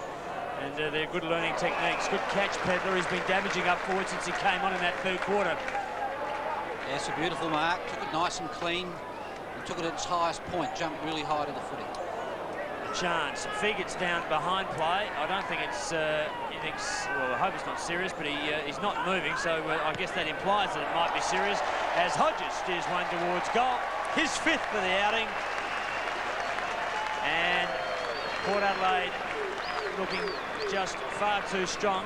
19-8, 8-11. Nigel Figget on the ground, who has played at centre back most of the day, was holding his face. He might just be winded. Darren Smith gets the ball out to McGuinness. Geez, he's had a bit of the footy. Comes free again. His second effort gets the ball out. And that's how well it's going when Scotty can curl him around like a boomerang and put it right through the centre. So some other updates around the town. We've got Sturt and North Adelaide in a double. Blues, look at that. Well, I'm not a tipster's toenail. Central District by 50 points. And the other game is the Eagles, and we'll be going down to that game with their clash at South Adelaide a little later. This is how Nigel Figget got hurt. I think he might have got winded here, the lad. Yes. Oh, he's come down very heavily on his back and knocked the wind out of his body. So Don't forget, we've got all the details of the Eagles-South match coming up, so stay with us right through to 5 o'clock. And geez, that performance is just phenomenal, isn't it? I mean, we saw them at Elizabeth last week, and they wouldn't have got another cent of mine in any game for the rest of the season. In fact, I was thinking even at as the Port Adelaide bench, prominent is former Port Adelaide player Greg Phillips. But even at 12-1 on, I reckon it's a good bet. well, I was very scathing of Sturt last week. I thought their accountability as a football club was very, very poor. But full credit to Phil Carman and the players. They've obviously got something out of the game against Central District and applied it strongly today against North Adelaide, and they look like winning. As you wonder about King Plump, who went off early. I wonder if he's played the full game. If he has, maybe that's made a fair difference to him. A bit of leadership. Another free kick here at Alberton. David Brown's going to get it. And what's left of the sunshine here at Alberton, right on the far side of the ground. Scoreboard reading 19-8 to 8-11. Brown's kick has a look at Hodges. Set him up a bit. Not an easy one to take for Scotty. Giorgio gets a hospital ball and gets crunched. Holding the footy. It's 2 tackles for Malachellis in the last quarter. 2 holding the balls. Very positive. Straight to the player with the footy. They're so eager to get around where the ball is. Because the handball was good. It took forever to come down. You should write a note, wouldn't you? Thank you very much. Oh, dear me. Not much you can do in that situation. And He'd almost be critical if someone didn't make a tackle like that. Tony Malakalis, 40 metres out, launches himself into footy and misses. Pretty accurate though, 19-9 to 8-11. So Norwood on 2-2. They've had wins against Central and South, losses against North and Glenelg, but had a bye last week. Mentioned earlier, Port Adelaide have beaten the Eagles and South. Over the border, we've got Adelaide down by 72 points as the Melbourne hoodoo continues. Well, I understand they were well up. West Coast have given Melbourne an old-fashioned hiding. Yes, and Richmond, unfortunately, Fitzroy again copping a hiding by 92 points. In ruck, Smith, Brown, getting the ball away was Toomey. This is Malakalis again. He's had a lot of influence on this game, particularly after half-time.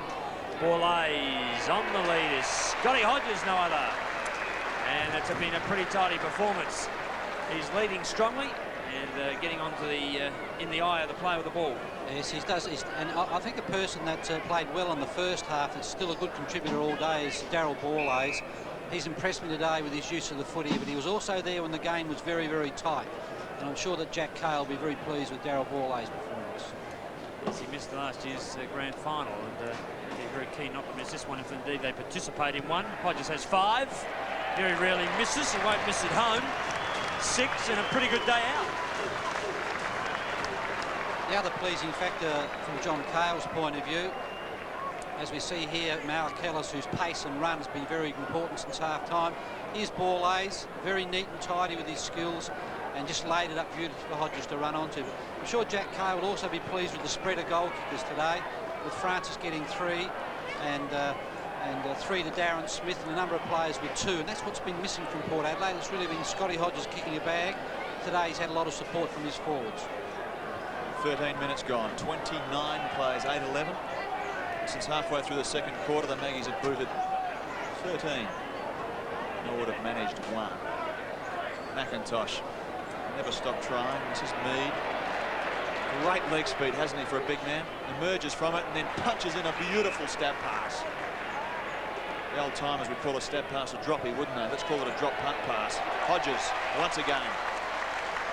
Or would you call it a stab pass? You would call it a stab pass. It doesn't necessarily have to be a droppy? Inverted droppy, no. Good lead, good kick. Did you ever do a droppy in a league game? Yes, I did, and I got severely reprimanded for it. Serves you right. Scott Hodges. We're a long way up at the time.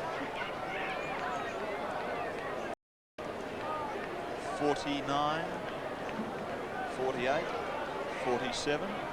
He'll shoot from about 45. It's a beautiful, relaxed action, isn't it? Mind you, he's missed, but it's a good-looking action. Yeah, there's not many players in the 50 that you'd rather have the ball than him, Stu. When he's confident, Scotty rarely misses. And I think he's getting better every game that he's played this year. It's just about over 12 months since he had his ankle problem. He's starting to find some form, some fitness, and he's always working to the front. As important as anything is his fitness. He's as fit as I've seen him now for 12 months, and he's got some match fitness, that hardness. He can run the game out, and he can lead all the time. And apart from that, when he's got the footy, he's not exhausted. He can actually get his legs through the ball. Smith. McGuinness, he'll take them all on and have a shot at goal. He steers one around, it'll go very close. Goal number 23, who's enjoying his time down here at the Port. 3 for the day. It's taken some time for Philip McGuinness to get used to what happens at Port Adelaide, but since half-time he's been dynamic, and his run and his penetration with the kicking has been exceptional, and he's one of the reasons that this barrage of goals since half-time has occurred. Also significantly, I think we've seen that Darryl Paul in the ruck has done a very, very good job, with Mead going to half-back and Paul being very aggressive in ruck has also helped the Port Adelaide cause. It's a terrible run of goals if you're a Norwood supporter. 14-1 since the 18-minute mark of that second term. Spoiled down Reed, a chance to make something of it. Can't. Northeast cleans it up. Rowan Smith is lurking there with Ginniver. Ginniver's the one who gets it. Defeated. Wonderful poise for a young fellow. Puts it up to centre wing. First there's going to be Darren Smith. He's had a good outing. Yes, he's since half-time has been superb. Yeah, very much so. Smith dominated since half-time, and his counterpart down the other end, Miller, hasn't been sighted too much since half-time. Northeast, half-forward flank. Somebody's kicked the ball out of bounds on the full, I think. Norwood are going to get a free kick. It's on the far side. That player is Dale Fleming. Up goes his kick. Miller crunches the pack, can't take it, squeezes out the back. And Keating is quite clumsy as he pushes it across the line, and the man in the hat loves it. Do you think he's saying nice things? He loves it. What do they pay to get in the footy? It's the best stress relief in town, isn't it? $7. Hey, it's a therapy. Saturday therapy in the afternoon. No therapy for Keating, though. Oh, it was a pretty clumsy performance. There we are. Good crowd here. Enjoying a tube in the sun. For a good headache tomorrow morning. Borlaise has got Fleming. And it's been a beautiful day today at Alberton. Sunshine. I tell you, you'll have a headache. It's Norwood coach Peter Rode. Yeah, welcome to Adelaide. And but they have got a problem, Norwood. I mean, they just have not put up a, without being underestimating the performance of Port Adelaide, they haven't put up what I could call a determined effort in this last half. They haven't sunk deep into themselves and decided to do something, any of them. Well, Neville, I made that point after half-time that when the surge came, someone's got to be accountable, and you can't always look to Macca to get people organised. No, 4 or 5 people should have made decisions. I'm going to run with him for 10 minutes and let's see what happens. And even since the 3/4 time break, there's been still no general effort to make something like that happen.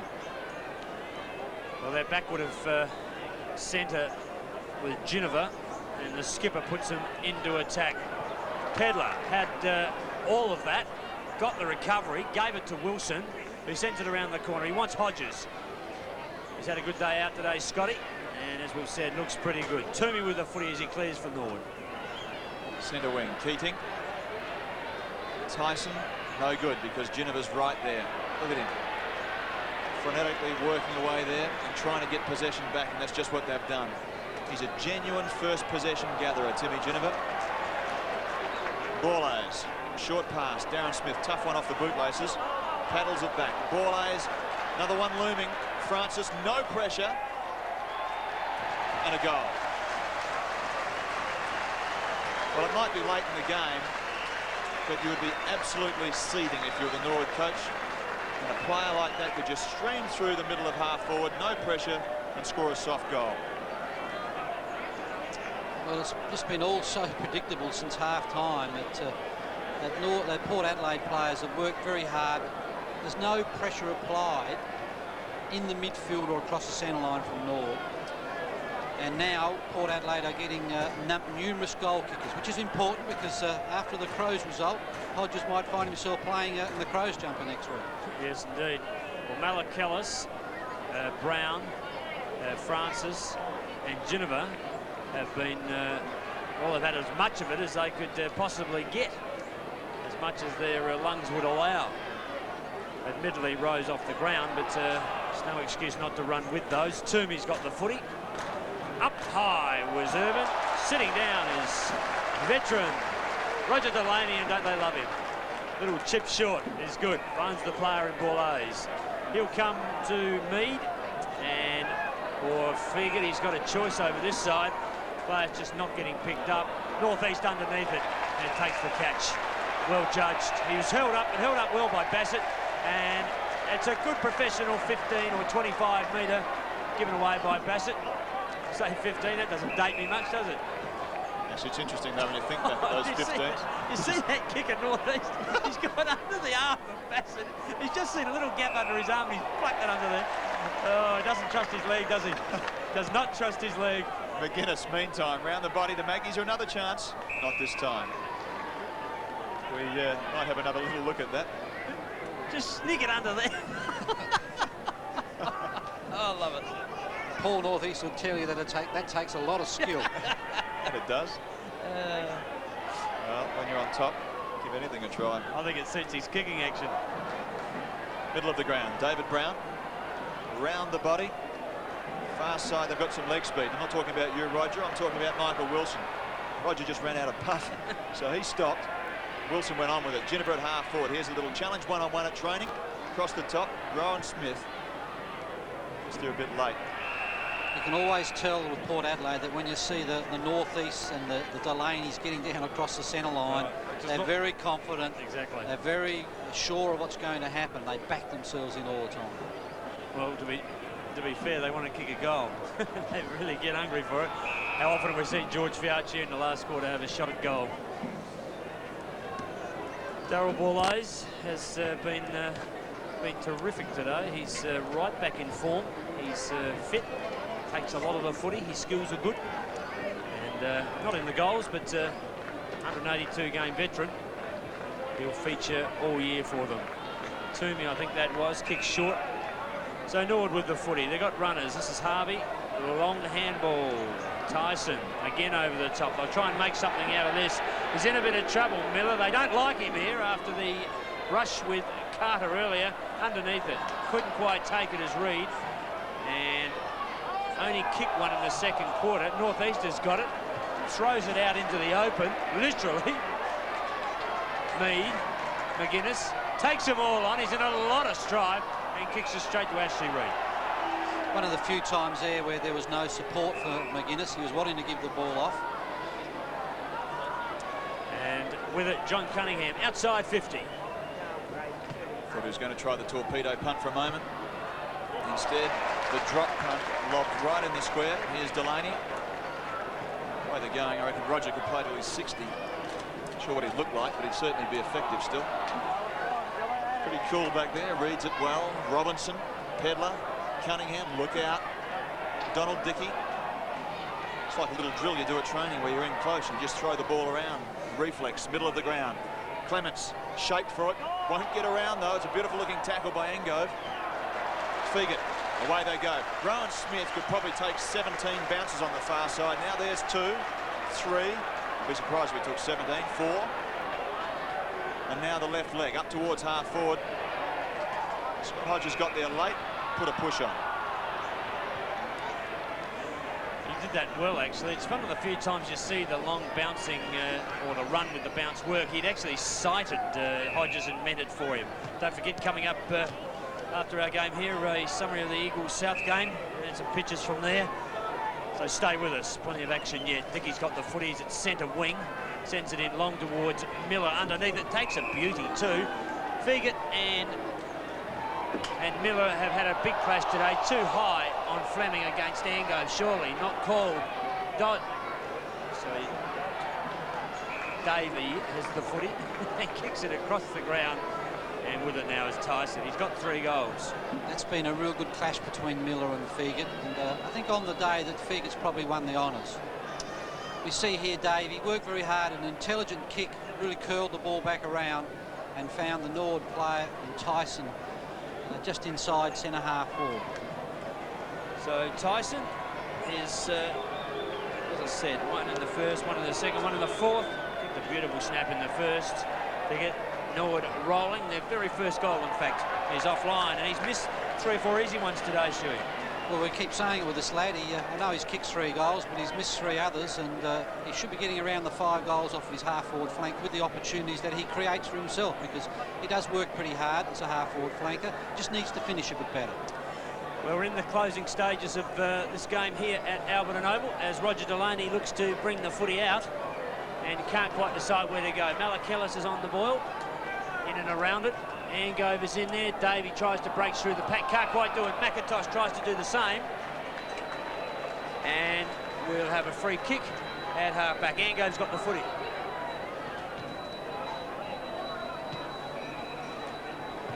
To the far side of the ground they go. And with it, Paul Northeast. Couldn't quite do anything with it. Bassett sends it inside. Running is Toomey. Back towards Reid, underneath it. He's had a shocking day out, hasn't he? And Delaney's got him. Oh, it's been hard for him, but hasn't been his... I don't think he's put enough into his leading. I might be overcritical, but maybe underestimating the work of Delaney. I think probably the Port Adelaide midfield haven't allowed the ball to come into Reid. When we saw them against North, he had about 10 or 12 marks. So a bounce down. Malakellis has another chance. Takes a bounce. Gets around, gets himself online. The short pass, I'm not sure it was meant for Brown, but it ended up with David anyway. Hands it back. Dillon around the body, up towards that half-forward line, spoiled away. Ginniver's there, the little legs are pumping, across the top he goes. Would prefer to have gone back inboard, but couldn't do it. Francis is there, so too is Pedlar. Pedlar to the boundary line, should keep it in play and does. Francis has some ability, no doubt about that. Up towards Hodges. Robinson. Need to be standing up, Scotty. It's a bit tough from down there. Clements. Cleverly. It was clever until he put it within a centimetre or two of the boundary line. Well, Jack looks pretty comfortable there. Fairly easy day at the office, particularly after half-time. Yes, and he'd been enjoying his outing at home. He was pretty scathing of Port Adelaide's performance in their last outing against West, 9-22, but not just their kicking, just their midfield and on-ball performances. And I think the Port Adelaide players have taken him at his word, and they've certainly responded as they know how today. Ginniver, a clever little kick around the corner, and he's got Darryl Boulais. Well, that was a fitting result there. Timmy Ginniver's worked hard from the beginning of the game, and Darryl Boulais been there over 4 solid quarters. Boulais, he's probably their best player in my opinion, because he was there when it was really needed in the first half, and he's gone on with it in the second half. No goals as yet. A veteran of 182 games. He should kick this. He's a beautiful leg normally. Close to the front of the pack, and I reckon that's a Port Adelaide mark, and number 11 from the distance takes a good catch. Goals in 2 in the first, 1 in the second, 1 in the third, and I would say, I could easily say 3 in the final quarter. 7 goals, Alan. A big day out for Scotty Hodges. Well, I think Scotty's coming back into some of the form that we've all known that he's a fine SANFL footballer, but I think he might get his chance with the Crows not too far down the track. 11 a couple of weeks ago, 4 against West Adelaide when they're under pressure, and 7 today. I think that the way the Crows are going, that maybe Scott Hodges will get another recall. Yes, and I don't disagree with you. There he is with 7. Francis features with 4. Tyson 3, Giorgio 2. So a dismal day for Norwood, Steve. Yes, it's a tough one for them at 23-10 to 8-12. It's a long drive back up Port Road tonight. The icing would be on the cake if they got a couple of speeding tickets, eh? And I'm speaking from experience coming down today. Miller. Yes, I've got to say, I think you drive very dangerously, having been a passenger in your car. You're quite rightly pulled over for it. Notice you didn't quickly say, oh, look, I'll pay half seeing I'm sitting in the passenger seat and we're running late. Jason Miller, inside half forward. As the siren goes to finish this game, and their misery, Miller a chance to get one for himself from 48 metres. Launches himself at it. Oh, no. And the Magpie fans, Alan, couldn't think of any better way for him to finish the day. Well, he started the day with a very aggressive hip and shoulder on Stephen Carter, but to kick it out of bounds like that at the end, Port Adelaide supporters had the last laugh.